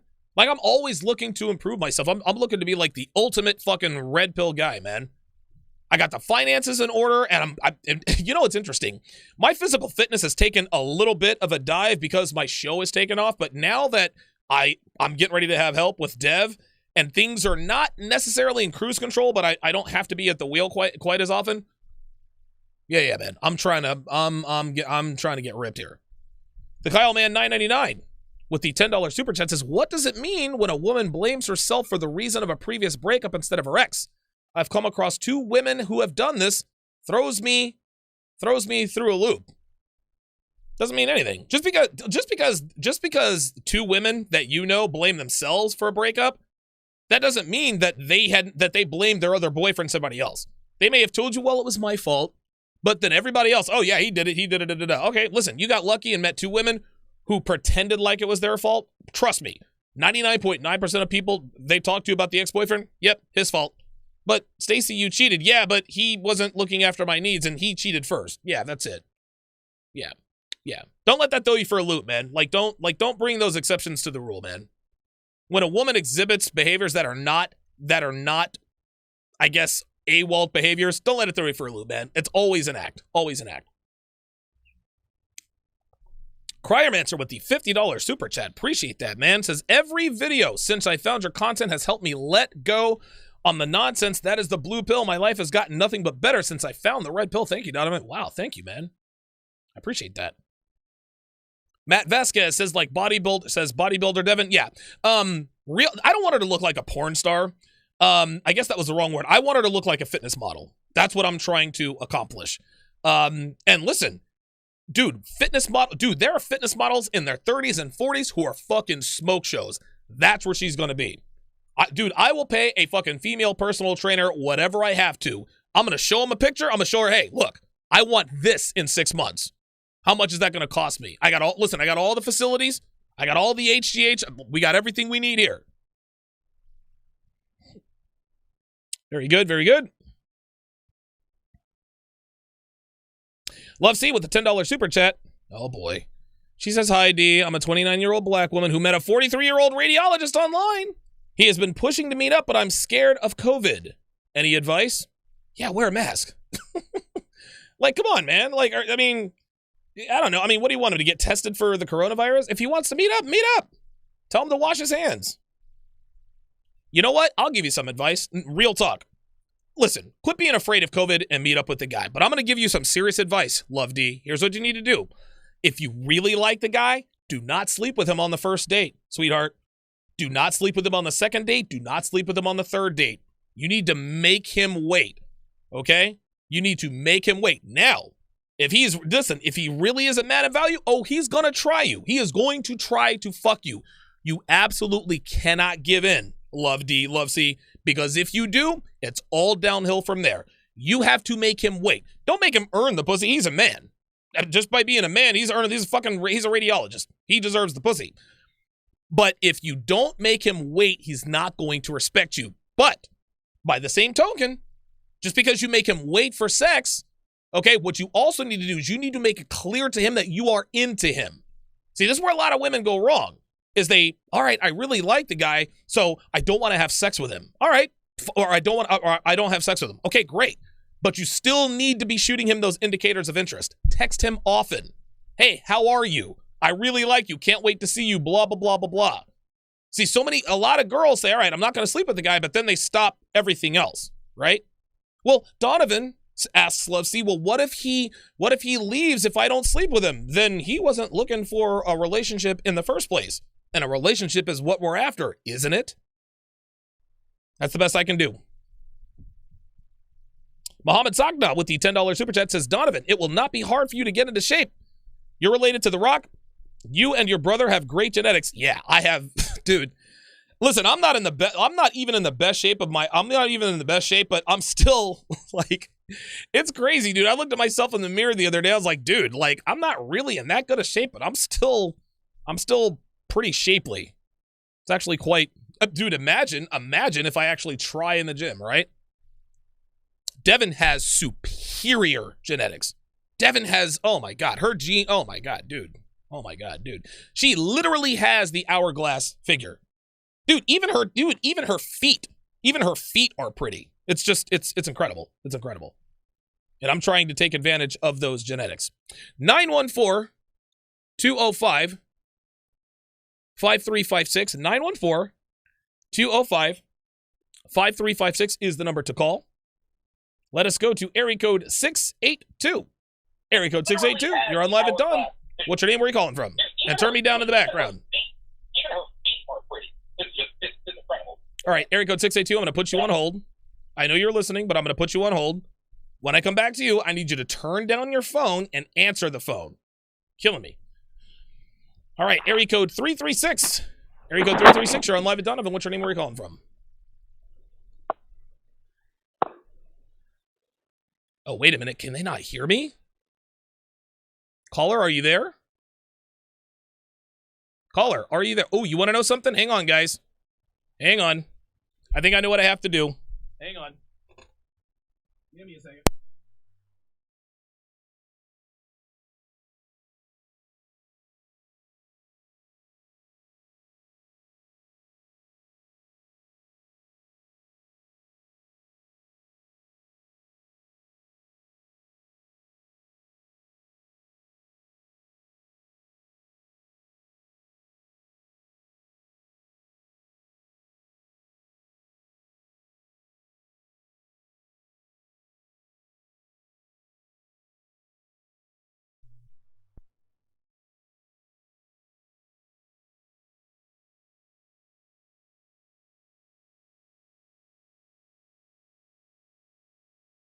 Okay. All right. Perfect. Okay. So now you guys can hear me. All right. Area code 682. I'm coming back to you. That's my bad. I forgot to switch receivers. Area code 682. You're on live at Donovan. What's your name? Where are you calling from? Hey, Donovan, it's Red Pill Mike from Dallas. How's it Hey, going, what's going man? on, dude? Doing good. I'm gonna start calling you RPM. I like that. I think that sounds better than Red Pill Mike. You know what? I like it too. I'll go with that myself. Hey, I missed the show yesterday. Actually, amazingly, one of my girls that actually listens to you heard it and was telling me about it, so I had to listen to it later. That was a perfect storm. I loved every minute of it. I mean, what did I say about her the last time I talked to you? She was a pain in the ass. Yes, I you mean, did. clearly you got you. Yeah, well, clearly, like she just proved it even more. Girls who are a pain in the ass that have no agency or accountability, they're going to run from it every time someone who doesn't want to put up with their shit puts them in check. Right. And I guess she thinks she's got some level of power and decided to go up against you, and you pretty much ate her ass for lunch, man. I did, That was man. great. Well, here's the thing, Mike, is I ate her ass for lunch, which was predictable. I knew that I would. Here was the problem. What I didn't see coming, and somebody said that I should have seen it coming, but I don't think you really. I don't know. Maybe this is partially my fault. I took her phone call in good faith, right? Like I took her phone call in good faith. And that obviously is a bad idea. But I knew everything she threw at me, Mike, I had an answer for. And it was a good answer. I was making too much sense to her. And so finally, and it's funny because she tried everything. She tried everything under the sun, Mike. She says, don't you have a mother or sister? And I was like, yep, I have a mother, 2 sisters. Guess what? They're sluts. They've all had abortions. Still love my mom and my sisters. But that doesn't mean that they're not sluts. That doesn't mean that red pill truth doesn't apply to them. Who hurt you? Well, many women have hurt me. And I have learned not to put my hand on the stove. I use the lessons of the past to shape my future. She hit me with everything she had. And so finally, when she insisted to talk, she asks me, well, you're inciting violence. That was the Hail Mary, and she is going to pay dearly. I'm going to make this bitch pay through the nose. She fucked up, man. She fucked with the wrong dude. I got a temper, and I have money. She's going down. She's going down, man. And she definitely needs to. And yes. You should make her ass pay. I mean, if she knew anything about the red pill, and I loved how she said you created it, and you were like, hey, I didn't create it. You gave the glory to Rolla Tomasi. Of course. I love that. But if they really want to know the truth, nobody that is a man created the red pill. Women created the red pill. Oh wow, and I've very said good that point. many times. The reason why women created the red pill is because if most women were the unicorns that we talk about, and the majority of them didn't follow the delusional feminist mindset machine crap, the red pill would have never became a thing. I agree. They're pissed off at something they created, and they're too stupid to realize they're the ones who created it. They made it this way, and now they're scared that we're on to them. I said this on the show leading up to the conversation, and thanks for the call, Mike. I said this on the show. Women created the players they complain about. They did. Women complain about, players and fuckboys and these guys play games. Listen, I hate to be like the schoolyard in the sandbox, but y'all started it. Like, dude, you guys introduced feminism. You guys had your way with men for a half a century, right? The last 5-10 years or so, men are starting to come around, and now they're upset. Right? Like, women hate it when they do not have a decided advantage in the sexual marketplace. As soon as men start to figure it out, as soon as men understand exactly which women to stay away from, how to vet women, how to keep women in line, they call us haters. They call us basically terrorists. Oh, you're inciting violence. Ain't nobody inciting violence. I teach men how to be nonviolent. It's not red pill aware men who are out here shooting up schools and malls. No. Those are the blue pill betas, for sure. For sure. Good point there. Red Pill Mike. All right, let us go to area code 336. Area code 336, you're on live at Donovan. What's your name? Where are you calling from? Yes, 336. Hello? Yes, you're on live. Hey, Donovan. I'm Mehdi Naja. I'm calling from France. Oh, hey, Mehdi. What's going on, dude? I'm fine. How are you? Good. Yeah, I'd like to start by congratulating you, man, on what you achieved. The Patreon, the studio. Yes. The Woman is One-on-One. You're really a great inspiration, man. I wish you a good continuation. Thank you. And last time I asked you about how to become a man, because it really seems to me as a young man in my 20s mm-hmm. that society is so much dominated by female figures and feminism, since my childhood in school, family, etc. Right. It seems to me that men sometimes they lack this enough masculine examples to look up to, and you've been one of the few masculine figures who are still proud of being unapologetically. Yes. Pardon me for my English. No, it's okay. You are proud to be masculine, and you're not ashamed of it. No. And I salute you for that. Thank you. Last time you've told me that to become a man, you have to lift a lot of weight, save a lot of money, and don't be afraid to act like a man in front of women. That's right. In terms of lifting a lot of weight, how much do you think? How much does testosterone, which is attributed to lifting heavy weight, how much does it contribute, in fact, to being a real red pill man? Red-pilled man. Well, let me ask you this: how old are you?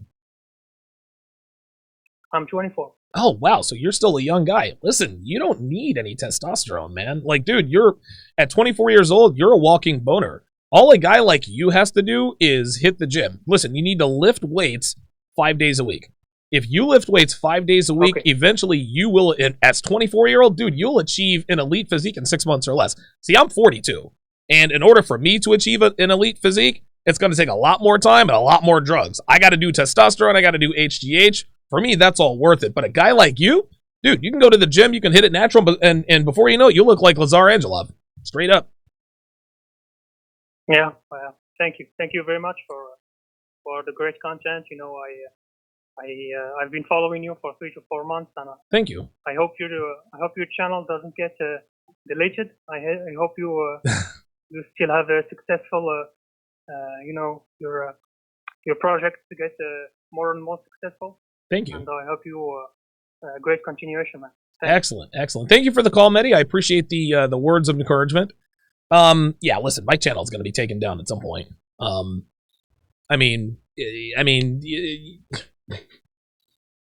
When I hit 60,000 subscribers, guys were like, dude, can't wait till you hit 100,000 subscribers. Guys, I am never going to get that silver play button. That is out of the cards for me. Don't want it, don't need it.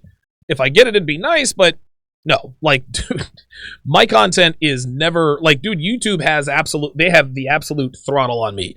Every once in a while, I'll break through the algorithm, and I'll do a series of videos that gets me a lot of subscribers in a relative short period of time. But by and large, like, dude, they've like YouTube has throttled me. Like, there's no way I'm ever gonna hit 100,000 subscribers, and I'm good with that. Let us go to area code 302. Area code 302. You're on live at Donovan. What's your name? Where are you calling from? Hey, Donovan. It's Eric from New Jersey. Hey, what's going on, Eric? How you doing, man? Good. So I was watching your video, or on the purple pill, and I'm pretty sure you know who AMS is. Yeah. Oh yeah. Yeah. So he had a video breaking down, I think it was the red pill, the purple pill, and the blue pill. And what he said was that if you are a red-pilled man, then considering a long-term relationship would make you purple pill. And okay. I'm kind of like at odds with that, because he does have some valid points. Like, how can you be red-pilled in a relationship, knowing that, if I lose my job, or, if I screw up, then my girl's out the door? Like, how does a red-pilled man cope with that and still have, like, a healthy long-term relationship? Because I see you're doing it, and you've managed to make it work. You're right. Well, one of the keys to this is that I was fully red pill aware and was living the red pill life when I met Devin. Okay, that's the first thing. Somebody in the chat said, "Hey, listen, Donovan, I just found the red pill. I've been in a relationship for 6 months.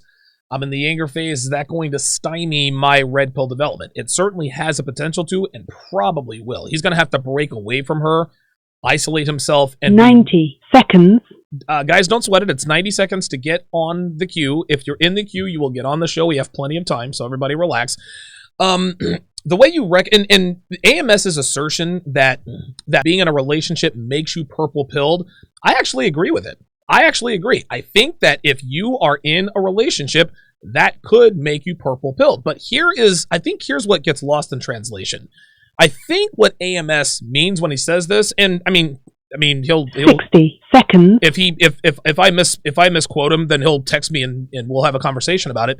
But what I think he means is that if you aren't fully red pill aware and you have a girlfriend, she is going to make you purple pill.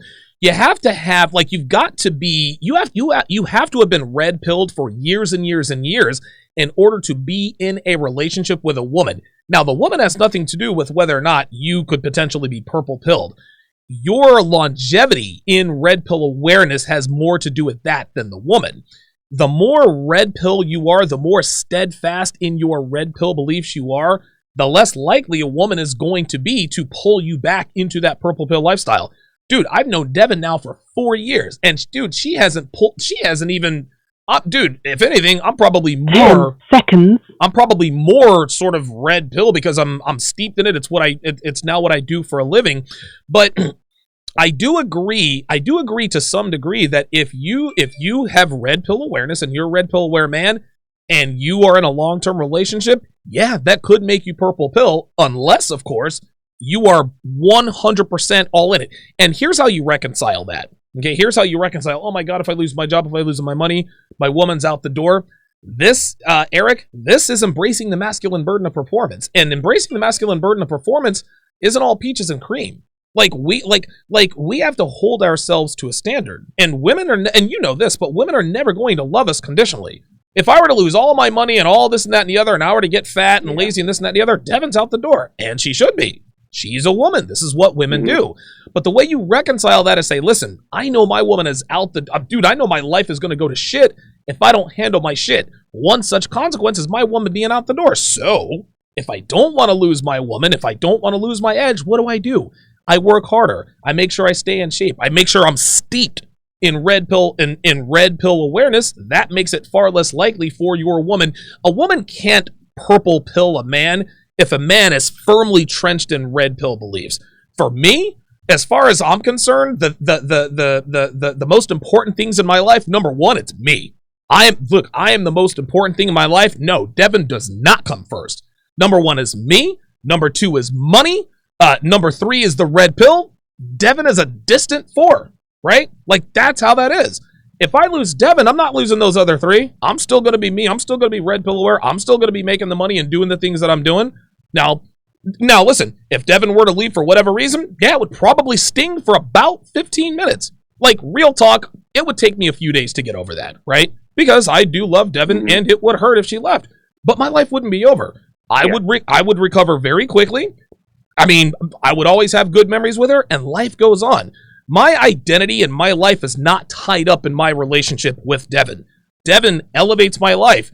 And if she weren't in my life wouldn't be as sweet. But even without her, my life was pretty goddamn sweet. So the way you reconcile that, the way you sort of make peace with that, is understand that you got to bring your fucking A game each and every day. That guy who has the hot girlfriend who's head over heels, it's not just because he's a guy. It's because he brings his A game every fucking day.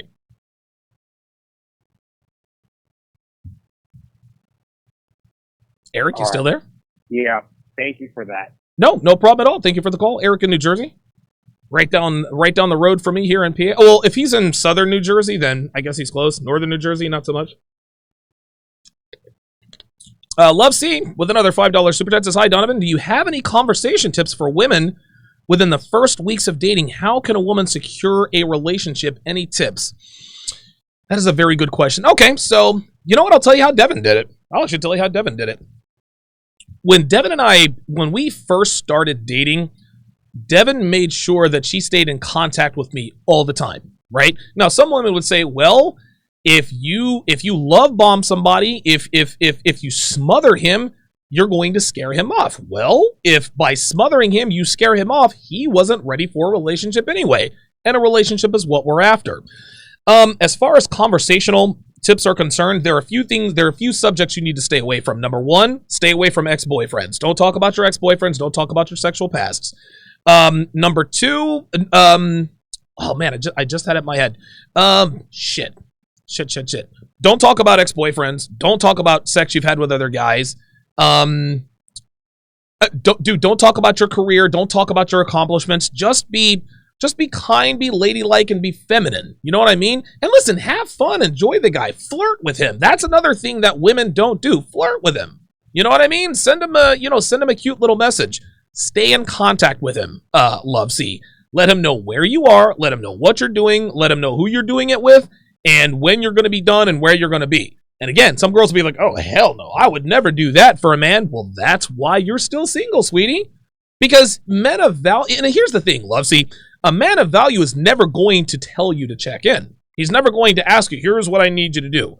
I'm a different kind of dude. If a girl wants a relationship with me, I'm going to let you know, all right, here's what needs to be done to be in a relationship with me. They can either choose to do it or they can hit the door. But if a woman makes it obvious to a man that she is interested in him and only him, that's going to get the right man's attention. Here's another thing you need to do. You need to make it clear to him that it is him and only him. Don't hit him with this, well, I'm talking to this other guy, or, I've got another date. No, no. It needs to be him and only him.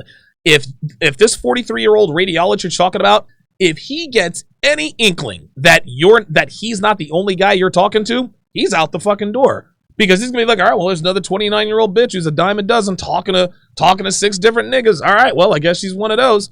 So stay in contact, let him know what you're doing, where you're doing, communicate with him, flirt with him, be available to him. Don't fucking go 2 hours before texting him back. Don't do that. If he texts you, text him back, right? Like, don't play the games. Like, if he texts you good morning, guess what? Pick up your phone and text back good morning. Don't wait till after lunch to text him good morning because you want to keep control. No. Relinquishing control is not a bad thing. Him knowing that you like him more than he perceives to like you, that is a good thing. Men are attracted to women who are upfront about their feelings. We don't like fucking girls who play games. We don't like girls who play coy or hard to get. Make it plainly obvious to him that you like him and only him. That's the best I can do. Big Brandon with the $5 super chat says day shift cover charge for TSR security. Big Brandon, actually. Big Brandon, my event is going to be in Dallas. Probably going to be next spring. But my event is going to be in Dallas, Texas next year. So I need to get with you and discuss. I'd like to pay you to be bodyguard security. So I'm going to get a hold of you. I'll cover all of your expenses or whatever. So yeah, definitely get a hold of me. Because I know you're in Texas. I'd love to see and meet you and all that stuff. Area code 760. You're on live with Donovan. What's your name? Where are you calling from? Hi, Donovan. Can you hear me? Yes, sir. How's it going, Donovan? This is Kevin from Indio, California. Hey, what's up, man? Hey, what's up, man? Love the content, Donovan. I listened to AMS, Black Ram. Oh, I love Black Ram. I started with Corey Wayne, dude, but I think you pretty much hit the nail on the head as far as the situation that I got going on. Okay. I'm in a relationship. I just started a family, and I was actually having doubts as far as being red pill or purple pill. Okay. Or eventually going into blue pill. Okay. The thing is, the guy, a couple calls back, he pretty much asked the questions that I had. So I wanted to have a family. So obviously, I don't want to scatter my seed and just have kids left and right with sure. different women. Yeah. But I would say that I'm at a disadvantage as far as if shit goes south, my girl could put me on child support, stuff like that. So I'm aware of that. Sure. Yeah, so she's aware that I follow you and that I listen to your videos and whatnot. Okay. And she asked me something very interesting a couple days ago. I was talking to my son. He's 9 months old, but I was just chit-chatting with him. Sure. And I was telling him, red pill stuff, and she's like thinking like, hey, you're gonna make him hate women if you keep telling him this stuff that women are the best liars created by God. Women are in it for themselves. They love for you for what you are and not who you are. And I was Yeah. like telling her, it's not about hating women. It's just I love you for who you are, what you are, but I'm aware that if I lose my edge, if I lose my job, if I get fat, You're out the fucking door. dump me. Yeah, That's it. Like, right. Nothing is certain. And even her parents, man, I'm like the pebble against the wave, man, because my whole family, her whole family is blue pill as fuck. Of course they are. And they don't agree with how we conduct ourselves. Like we visit my parents, they're having dinner. She serves me my plate. She takes care of the baby, changes the diaper, and all that. There you go. They don't like that, do they? When we're visiting her family, yeah, man. And when we visit her family, they find that odd that I'm just kind of sitting back and having a beer with her pops or whatever. Right. And why doesn't Kevin help you with the baby? Yeah, because Kevin's. You want to know why Kevin doesn't help you with the baby? Because Kevin's out making a fucking living. That's why. Exactly. So just want to let everybody know, man. I mean, my girl's submissive. She's feminine. Good. And all that good stuff. But even she's having like, she's not having pushback on me, but she's just worried that I'm gonna make a woman hater out of my son, which is it's not, what I'm trying to do. Right. So you want to know how to handle that? So yeah, man. I mean, yeah. Yeah, don't. Listen, you're going to make our son hate women. Psh, don't be silly. That's all you got to say. No, I'm serious. You're going to make him a hater. Da, da, da, da. This is a ridiculous conversation. This is what's on TV. Dude, just change the subject. Because you know that we're not about hating women. And again, this is your woman's female id talking, right? Anything that you say that is unflattering to women, a woman's intuition is to internalize that as hate. Women are liars. Oh my God, you hate women. Well, that's true. So how can that be hate, right? Women love you for what you are, not who you are. But wait, that you hate women. No, that's true. Women never love you for who you are. When it comes to your woman, she doesn't listen. All she needs to worry about is the end result, right? If she's worried about you, if she continues to express to you, you're going to make our son a woman hater, just ignore it. Because, and if she really, listen, I really need to have a talk with you, don't take it seriously. Be like, look, I'm not having this conversation with you because what you're talking about is fucking stupid. And ask her, do I hate you? Do you think I hate you? Well, I don't know. Do you? Well, I don't know. With conversations like this, it might make me. And then leave it at that. Right. Like, Exactly. right at that. Like, don't be afraid. Like, you can't be afraid. I mean, like, your woman is going to push. This is just what women do. But again, I would strongly advise that you not talk about red pill truth around your woman. Whether she agrees with it or not, when a woman sees how the sausage is made, she's really going to test you to see if that's who you are, right?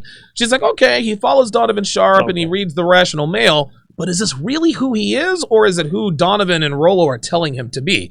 That's when these impassable shit tests come.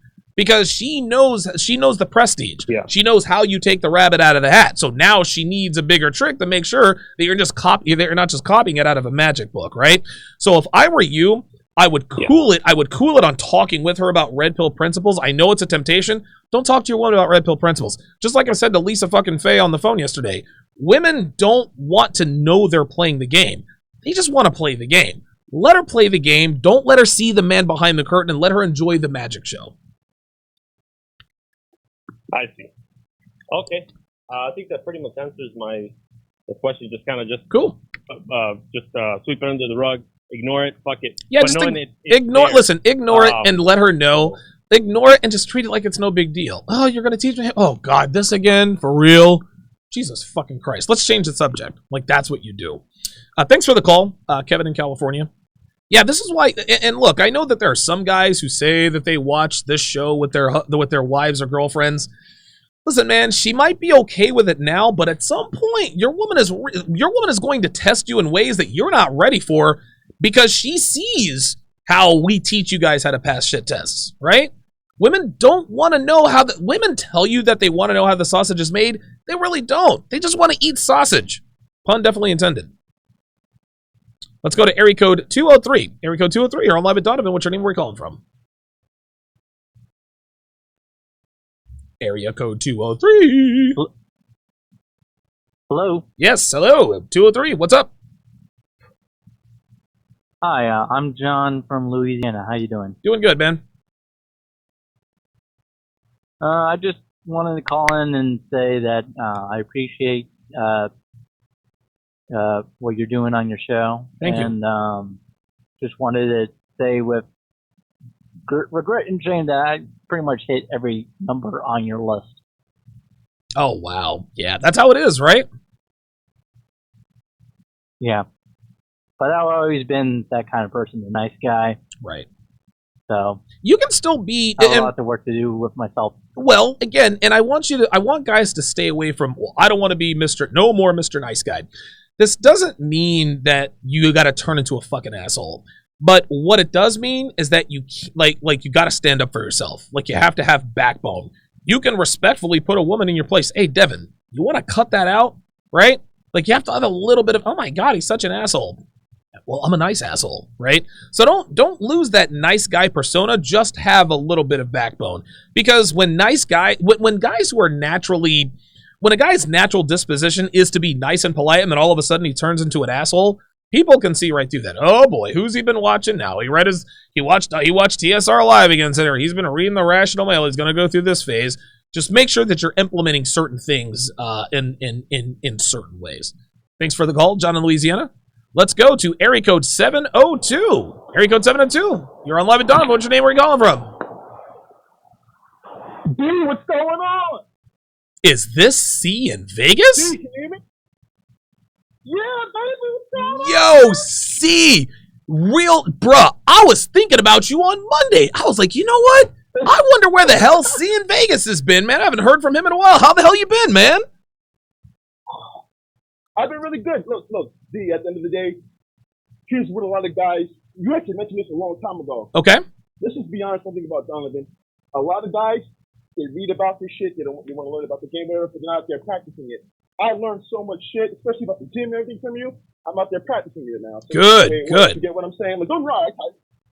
I'm tuning in and shit. By the way, Donovan, I gotta say, before I get to my main question, I gotta say it though. One-on-one. This is fucking one-on-one, guys. Yep. You're never supposed to be watching this with your girl. I'm sorry. That's it. I don't care if it's your wife, your girlfriend, never. Because then they're going to get tested. It's the way, oh, wait, is this where this is coming from? There you go. Right now. There you go. You're not going to do shit to me. That's fake. Guys, keep that on the low. Stop running your mouth. Just whatever you want to do. If you want to in the game, keep it to yourself. Listen, I'm telling y'all, listen to C. Listen. I've been telling y'all for years, man. If y'all don't listen to me, listen to C. No, Donovan, seriously, guys, you're supposed to be loquacious. But Donovan, yes. My main question for you: COVID was shut down. Yeah. I can't get to the gym. I'm thinking about. I'm buying my Olympic bar. I'm going to set it up. Good. Where do I start? Because I saw your rig at home. Yeah. I was really impressed. Where did you start? Where did you suggest? Give me the basics. Yeah, listen, if you're looking to start somewhere, get a very inexpensive squat rack, okay? Don't get a power rack because you don't need a power rack for a squat rack. Get the single bar high squat rack and a barbell. You can do all kinds of exercises with that. You can do bench press, overhead press, you can deadlift, you can do start off. Don't get the dumbbells quite yet. Start off with the single bar squat rack, and the barbell, and get like, I don't know, maybe 300 pounds of weights, and that's where you can start. Oh, and make sure you have a bench. That's what I would do, man. That's where you start. You can get a full workout in with just the single bar squat rack, man. No, because I was thinking the same thing. I just wanted to follow up and see because, dude, I'm missing my compound list. I'm dying right now. Oh, I know you are, man. You're probably pacing around the house, man. dude, actually, real talk. I'll get up after this, bro. But I actually brought a weighted vest because I gained a little bit of weight. Right. So I need to shred. I got a little gut. So, I've been doing my cardio, but D, I need to hit the fucking compound list. Man. 5x5. Let's get it, baby. Bro, let's do it. Hey, listen, I'm trying to tell you, man, that's where you got to start. Also, Donovan, one last thing, bro. Sure. One suggestion. Because a lot of the guys, when they call in, like 2 minutes from time, the guys love to call in, whatever. Guys, one of the first steps, and Donovan will reinforce it, you got to hit the gym because guess what? If you're out there and you look good, half the shit that you're going through will just disappear. There it is. 6 and 7 disappears. That's right. Gone. Yo, Donovan, stay up, big dog. Stay up, big dog. Let's go Giants, man. How do you think your boy Daniel Jones is gonna do? Ooh, listen, I see some potential now. I'll say this. I see some potential He's now. better. Listen, he's better than I thought he was. He's better than I thought he was, dude. Yes, no. Donovan, for sure, he's better than I thought he was. Yep. The thing is, though, we have to see what type of quarterback he really turn out to be. Also, the thing is are the Giants going to focus on the offensive line? And also, And also, I do think too. Yeah. Also, I do think too. Donovan, the era of the pocket passer after Brady kind of left the Patriots to come to an end. Yep. So we're in a different football game now. You got to move. You got to be able to move, dude. Yes, brother. Yes, absolutely, brother. Absolutely. Completely agree with you. Good shit, man. But listen, see, it was good to talk to you, Gimme. You got to call in more often, brother. Absolutely will. Donovan. You take care. And guys, stay up, guys. There's always hope for everything. Stay up, guys. Take care. C in Vegas. Check it in. Dude, I don't think I talked to C in like a year. I honestly don't think I've talked to C in Vegas since like last summer. I was just thinking about that dude on Monday. I was like, I wonder what the hell C in Vegas is up to, man. Good shit, man. Good to hear from him again. Let's go to area code 708. Area code 708. You're on Live with Donovan. What's your name? Where are you calling from? This is Oak Sparkson, and I'm from the suburbs of Chicago. Well, how's it going, Donovan? Doing good, man.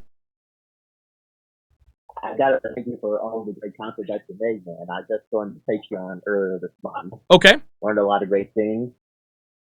And I think I gotta give you just a little quick tip of number 10 that you presented. Learned about the AWOL thing from the workplace. Okay. Because I had a dude. He was a manager of mine. He was fit, looked good, and there were these two coworkers. This and one of the girls, she got out of prison. Oh shit! Well, actually, she was in prison. Prison bitch. That's because her husband embezzled. Shit. Her husband embezzled $1 million from rich. Whoa! Oh shit! I know that. And the funniest thing was he tried to say like, "Oh, I didn't do anything. That asshole left me while I was playing with our kid." Right. But soon enough, me, him, and a couple of the other guys playing poker brought it up that he not only smashed her, but smashed her friend. Damn! She tried to claim that her husband was innocent, but I saw straight through it. Jesus Christ. So he smashed her and her friend? Yeah. Jesus Christ, man. God damn. The AWOL theory is true, man. All women are like that. Listen, find out one way or another. Wait, did you say a Walt or a malt? Oh, no, a Walt. All women are like that. All women are like that, and listen, guess what? All men are like that too. And thanks for the call. I think his name was Roger in Chicago. It's funny. Women like to say, "Oh yeah, all women are like that." Well, all men are like that too. Yeah, we are.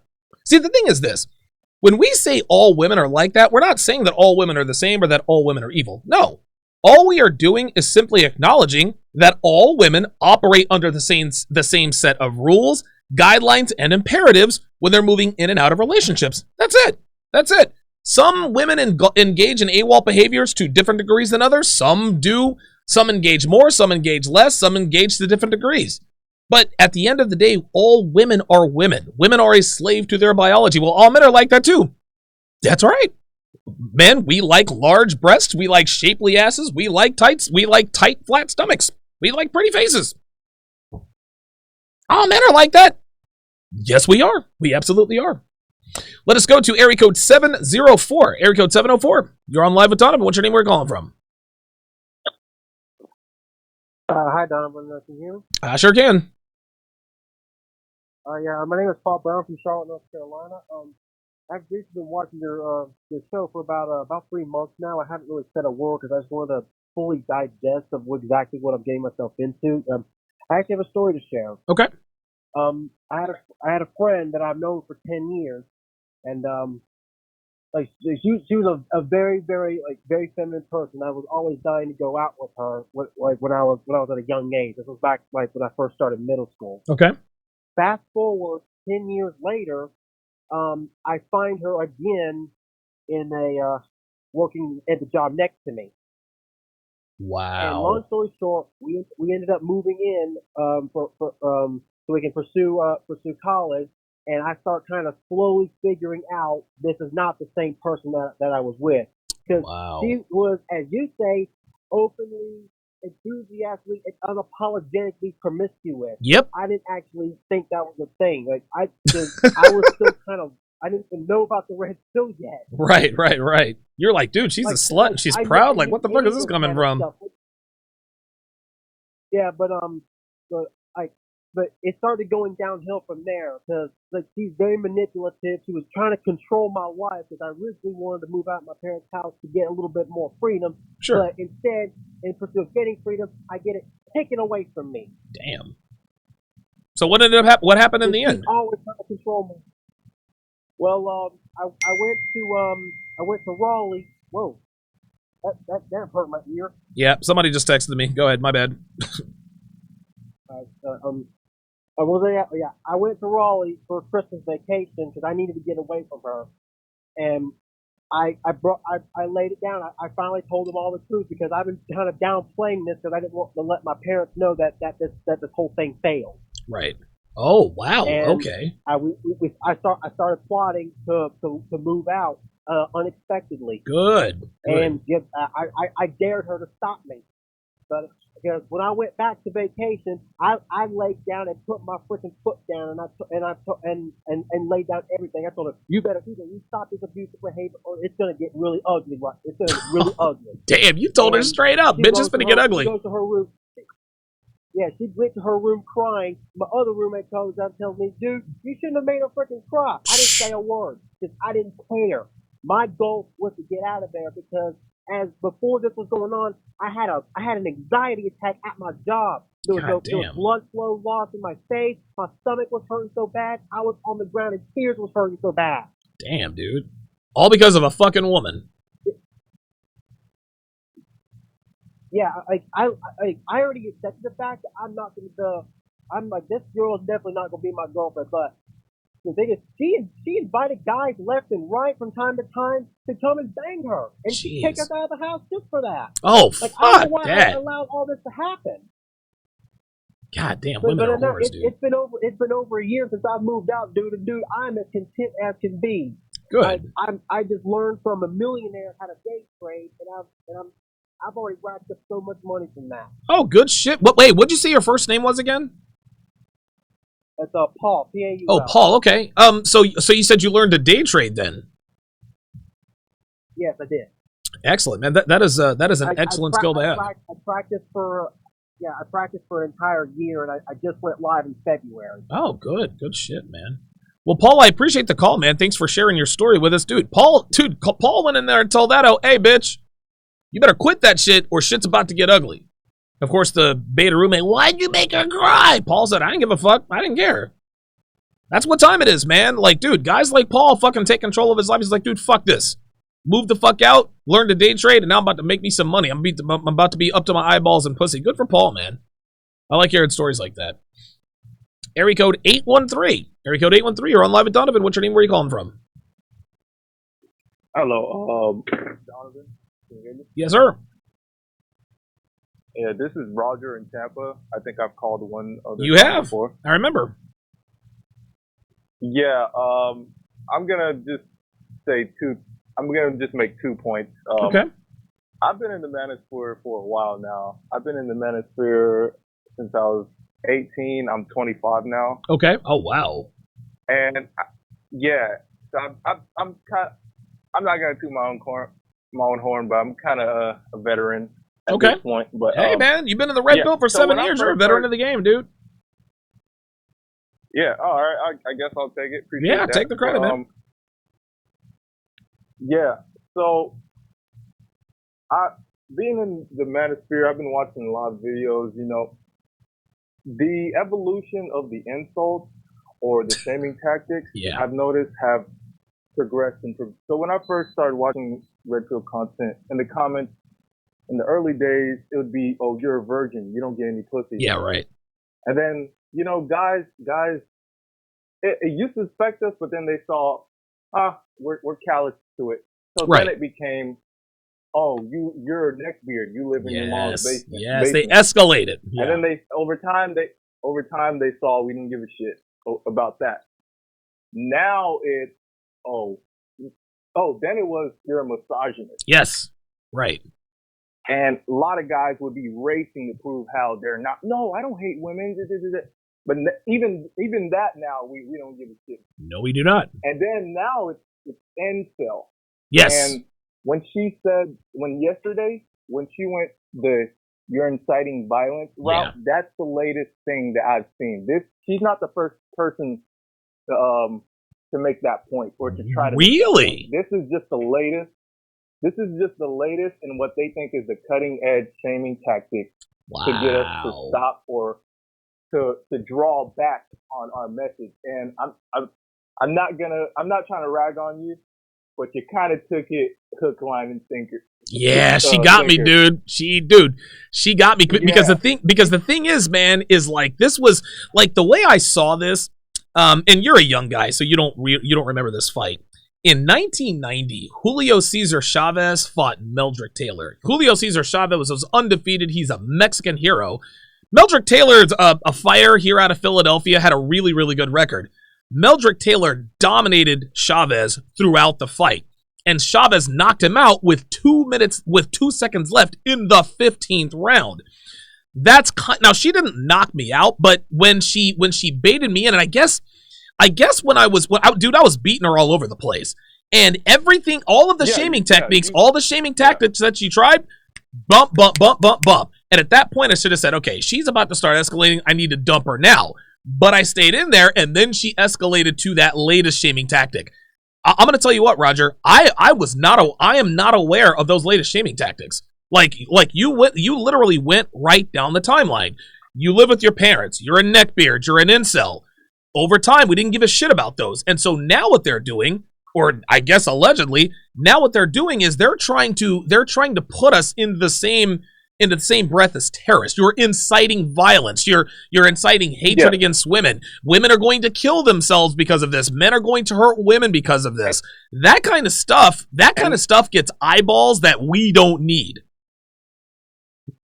And they know that no man wants to oh, no way, I'm not inciting. They know that. But it's a straw man tactic. Of course it is. She knew you were going to race.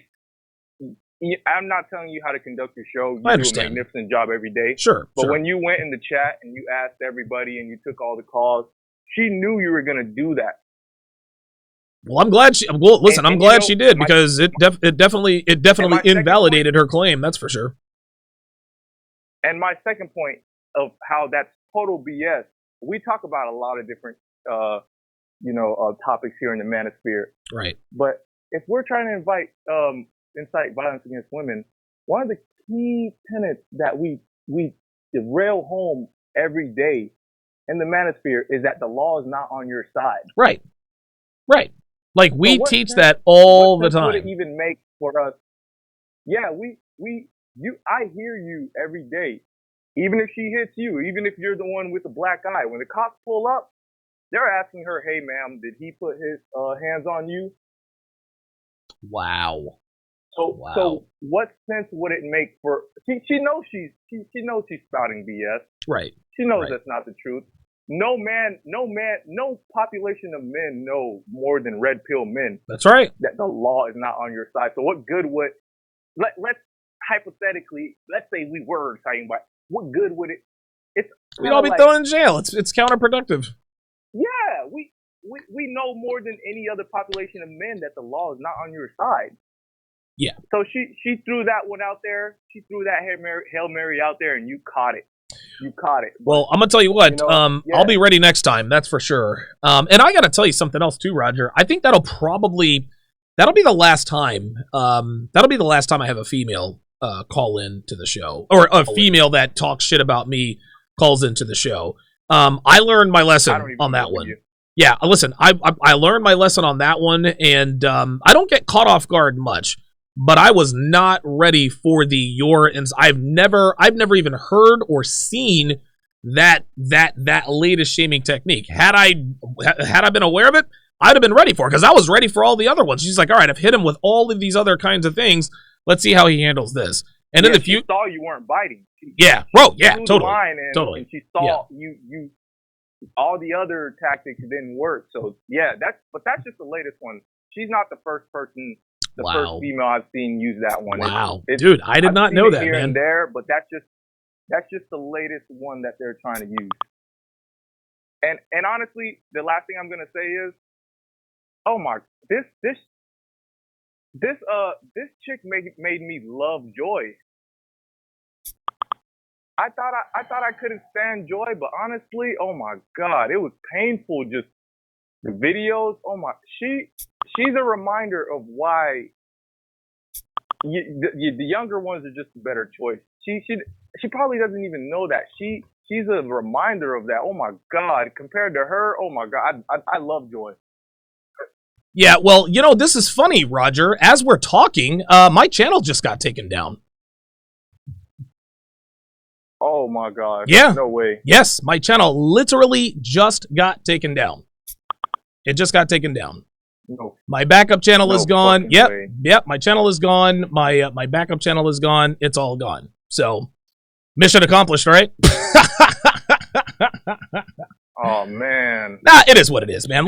Dude, listen. Like I said, I always knew that I've known for a while that at some point YouTube is going to come for my channel. I knew that there was absolutely no way that I was ever going to get to 100,000 subscribers because YouTube just doesn't do that.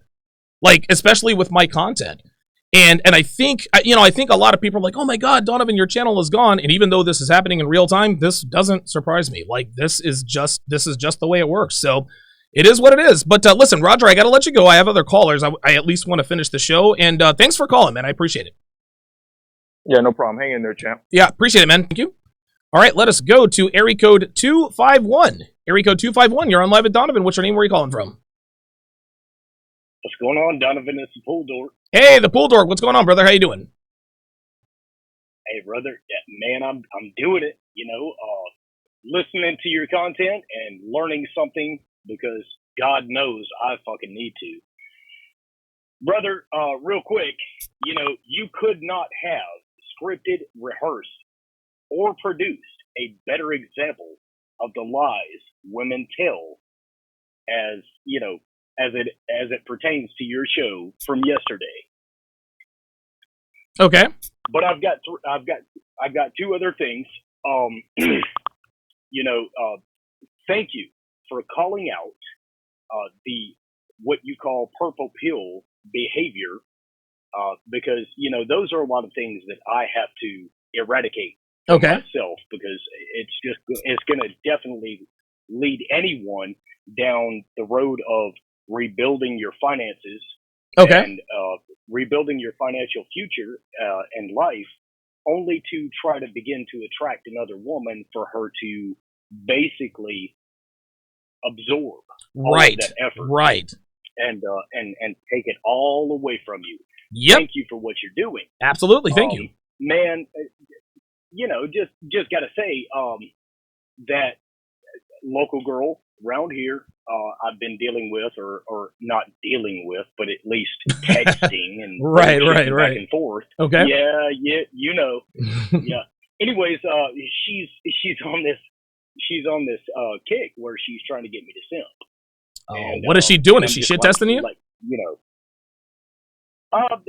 Just simple things. Like today, she's all depressed and needs some sunshine on her legs, and she's going to the beach this weekend, and so on and so forth. So, me and my asshole mentality, I'm just like, okay, next time I see you, I'll bring you a bottle of sunshine. So, yeah. Oh, that's fucking great. I love it. So her response is, "Aw." I'm like, you do realize sunshine is free, right? Right.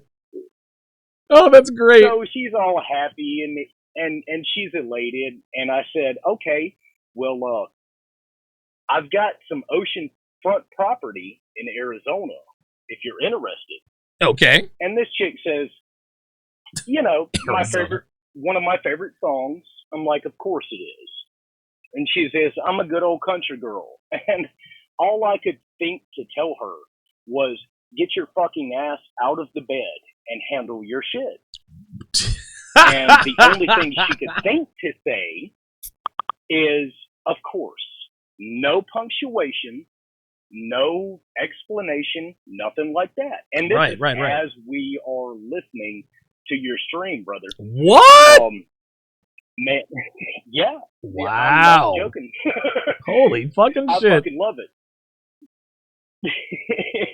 Anyways, your callers have had great content, and they've asked very good questions. Yes, and they have. It's been a great learning experience. But my question is this evening is that if women actually experience these red pill relationships as you have with Devin, what exactly is holding them back from eradicating this feminist mindset? Is there just biology behind it? Or is it just simply that they're just too lazy? I think that to be honest with you, the Bull Dork, I think it might be a little bit of both. A woman, and you and I both know, a woman is absolutely a slave to her biology. There is no question about it. But here's the thing, man. Women who are in red pill relationships, and this is no slight on women. And by the way, it looks like I haven't lost my YouTube channel. It looks like there's like a YouTube outage because Rollo Tomasi's channel is down, MLD's channel down, Richard Cooper's channel, like everybody's channels are down. So I thought I lost my YouTube channel. I wasn't going to sweat it, but it turns out that I didn't because my guys in Sharpe Stream are telling me that everything is fine. So appreciate you guys in Sharpe Stream. I wasn't going to sweat it one way or the other. I figured the day was that day was today. At any rate, women when women are in good, healthy red pill relationships, they don't really care about other women. They're not really worried about saving other women. They're not worried about eradicating feminism because their lives are great. That doesn't mean that they're not still concerned. That doesn't mean that they don't still at least try to reach out to their friends and their loved ones to try to say, hey, look, we've been doing it wrong this whole time. Let's try to do something different. But what it does mean is that when women are in good relationships, all of their energy is spent cultivating their relationships, right? Like women are, and not to say that, and women don't, it's not that women don't want to caretake, but women are like, listen, as long as I'm good, I'm good. Like if all these fucking feminist bitches want to go out here and fucking sleep around and get STDs and illegitimate kids, fine, let them do it. I'm gonna enjoy what's going on with me. And it's funny, Devin, one of Devin's best friends, her name is Kim. Devin was telling Kim all of these philosophies because, of course, this is all new to Devin. It's making sense to her, and she wants to tell her friend about it. Well, naturally, her friend is like, hey, listen, this is bad stuff. You're in an abusive relationship, blah, blah, blah, blah, blah. At some point, Devin just had to say, all right, well, look, I'm in a happy relationship. Everything is good. And so every once in a while, when I'm taking her to Hawaii. Dude, and of course we got really inexpensive first class tickets because of course the airport industry, the airport industry is it's all going to shit. But we got first class tickets for super cheap. Dude, we are staying in an oceanfront suite on the island of Kauai. Beautiful vacation. Devin makes sure she tells Kim, hey, look, Donovan's treat me very well. Oh, by the way, Kim, Donovan just moved us into a three-bedroom townhouse. Oh, by the way, Kim, Donovan built an $8,000 to $10,000 gym. Oh, by the way, Kim, we're doing this, that, and the other. So Devin is very good at, and she still loves her friend Kim. But I think the reason why she reaches out to her and talks about our success as a couple is because she wants her to know, hey, man, like, I made the right decision. Like, you might not agree with this guy's tactics, but this guy has me pointed in the right direction. I am the best version of myself, whether you want to admit that or not. So that's what my thing is. So to go back to your original question, I don't think women are going to eradicate feminism. I think they need a reason to. But women who are in red pill relationships, happy, good, healthy relationships, they don't really care about other women, nor should they. Agreed. Well, point and question is that, well, she, Miss Lisa yesterday waited on the phone for 20 minutes. Yes. To hear from you, Don. Yes, she did. And I'm pushing 54 minutes and 45 seconds right now, waiting on the phone with you. No shade. Appreciate it. I, you know, that's pre-selection. So my question is, what do you believe might actually wake these women up? Oh, wow. That you want to know something, man? I have never, ever been asked that question. Let me think. What do I think could wake these women up? I don't know, man. Because the thing is like, women are as unhappy as they've ever been in history, right? Like, dude, women are miserable. Agreed. They're on antidepressants. Let me think, man. Man, the pool dork making me think today. This is a very good question. What would make women wake up? Let me think. Just give me a second here, because this is a very good question. I think it would have to be a collaborative awakening, right? Because there are some red pill women that are out there for sure, but their numbers are their numbers are very small. I think what it's going to take for women to wake up is a shift in the culture, because women aren't going to wake up on their own. Listen, check this out. You want to know what's going to wake women up? Is some sort of tragedy like the one we're having now. COVID-19 is sort of a red pill light. COVID-19, the pool dork, has caused women to all of a sudden embrace their femininity. All of a sudden now, women are becoming appreciative of the things that men do to keep the world running. All of a sudden, women are now, you know what? Now that COVID-19 is here, maybe it's not so bad to cook my man a meal and suck his dick and heels at the end of the night. Maybe it's not such a bad idea for me to be a stay-at-home mom. Maybe my husband really is more important to me than even I realized.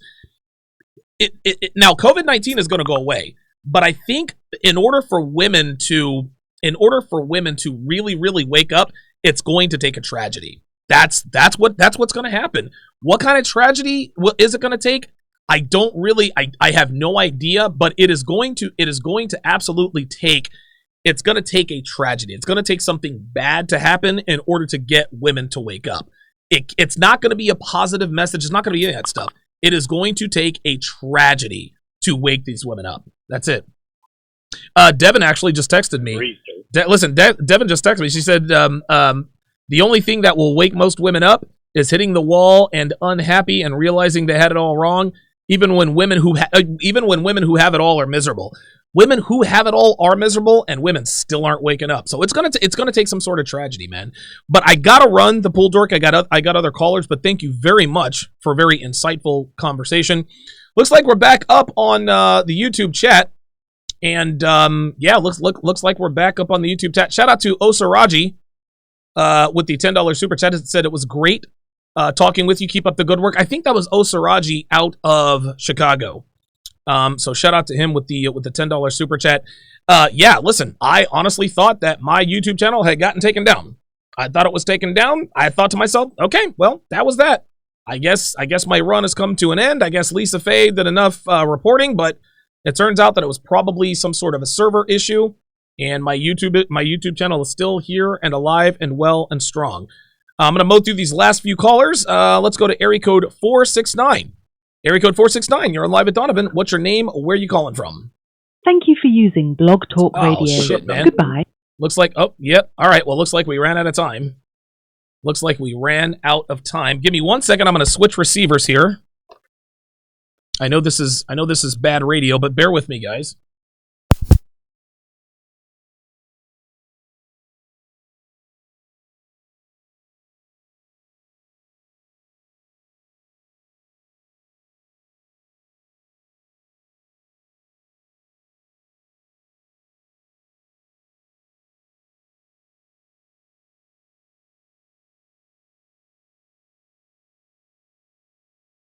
There we go. Oh, there we go. Okay, we are good to go. So we are back. Yeah, looks like YouTube crashed. So, yeah, Cameron Barton says, when I saw Rollo was down, I knew something was up. Absolutely. Oh, I'm really loud. Now I got to turn decibels here, because I know I'm blowing you guys out. Excellent show today, guys. So I'm doing my 90-day fiance breakdown right after the show. So those of you who are Patreon members, go to sharpstream.com. Sharpstream.com. Devin has put the password.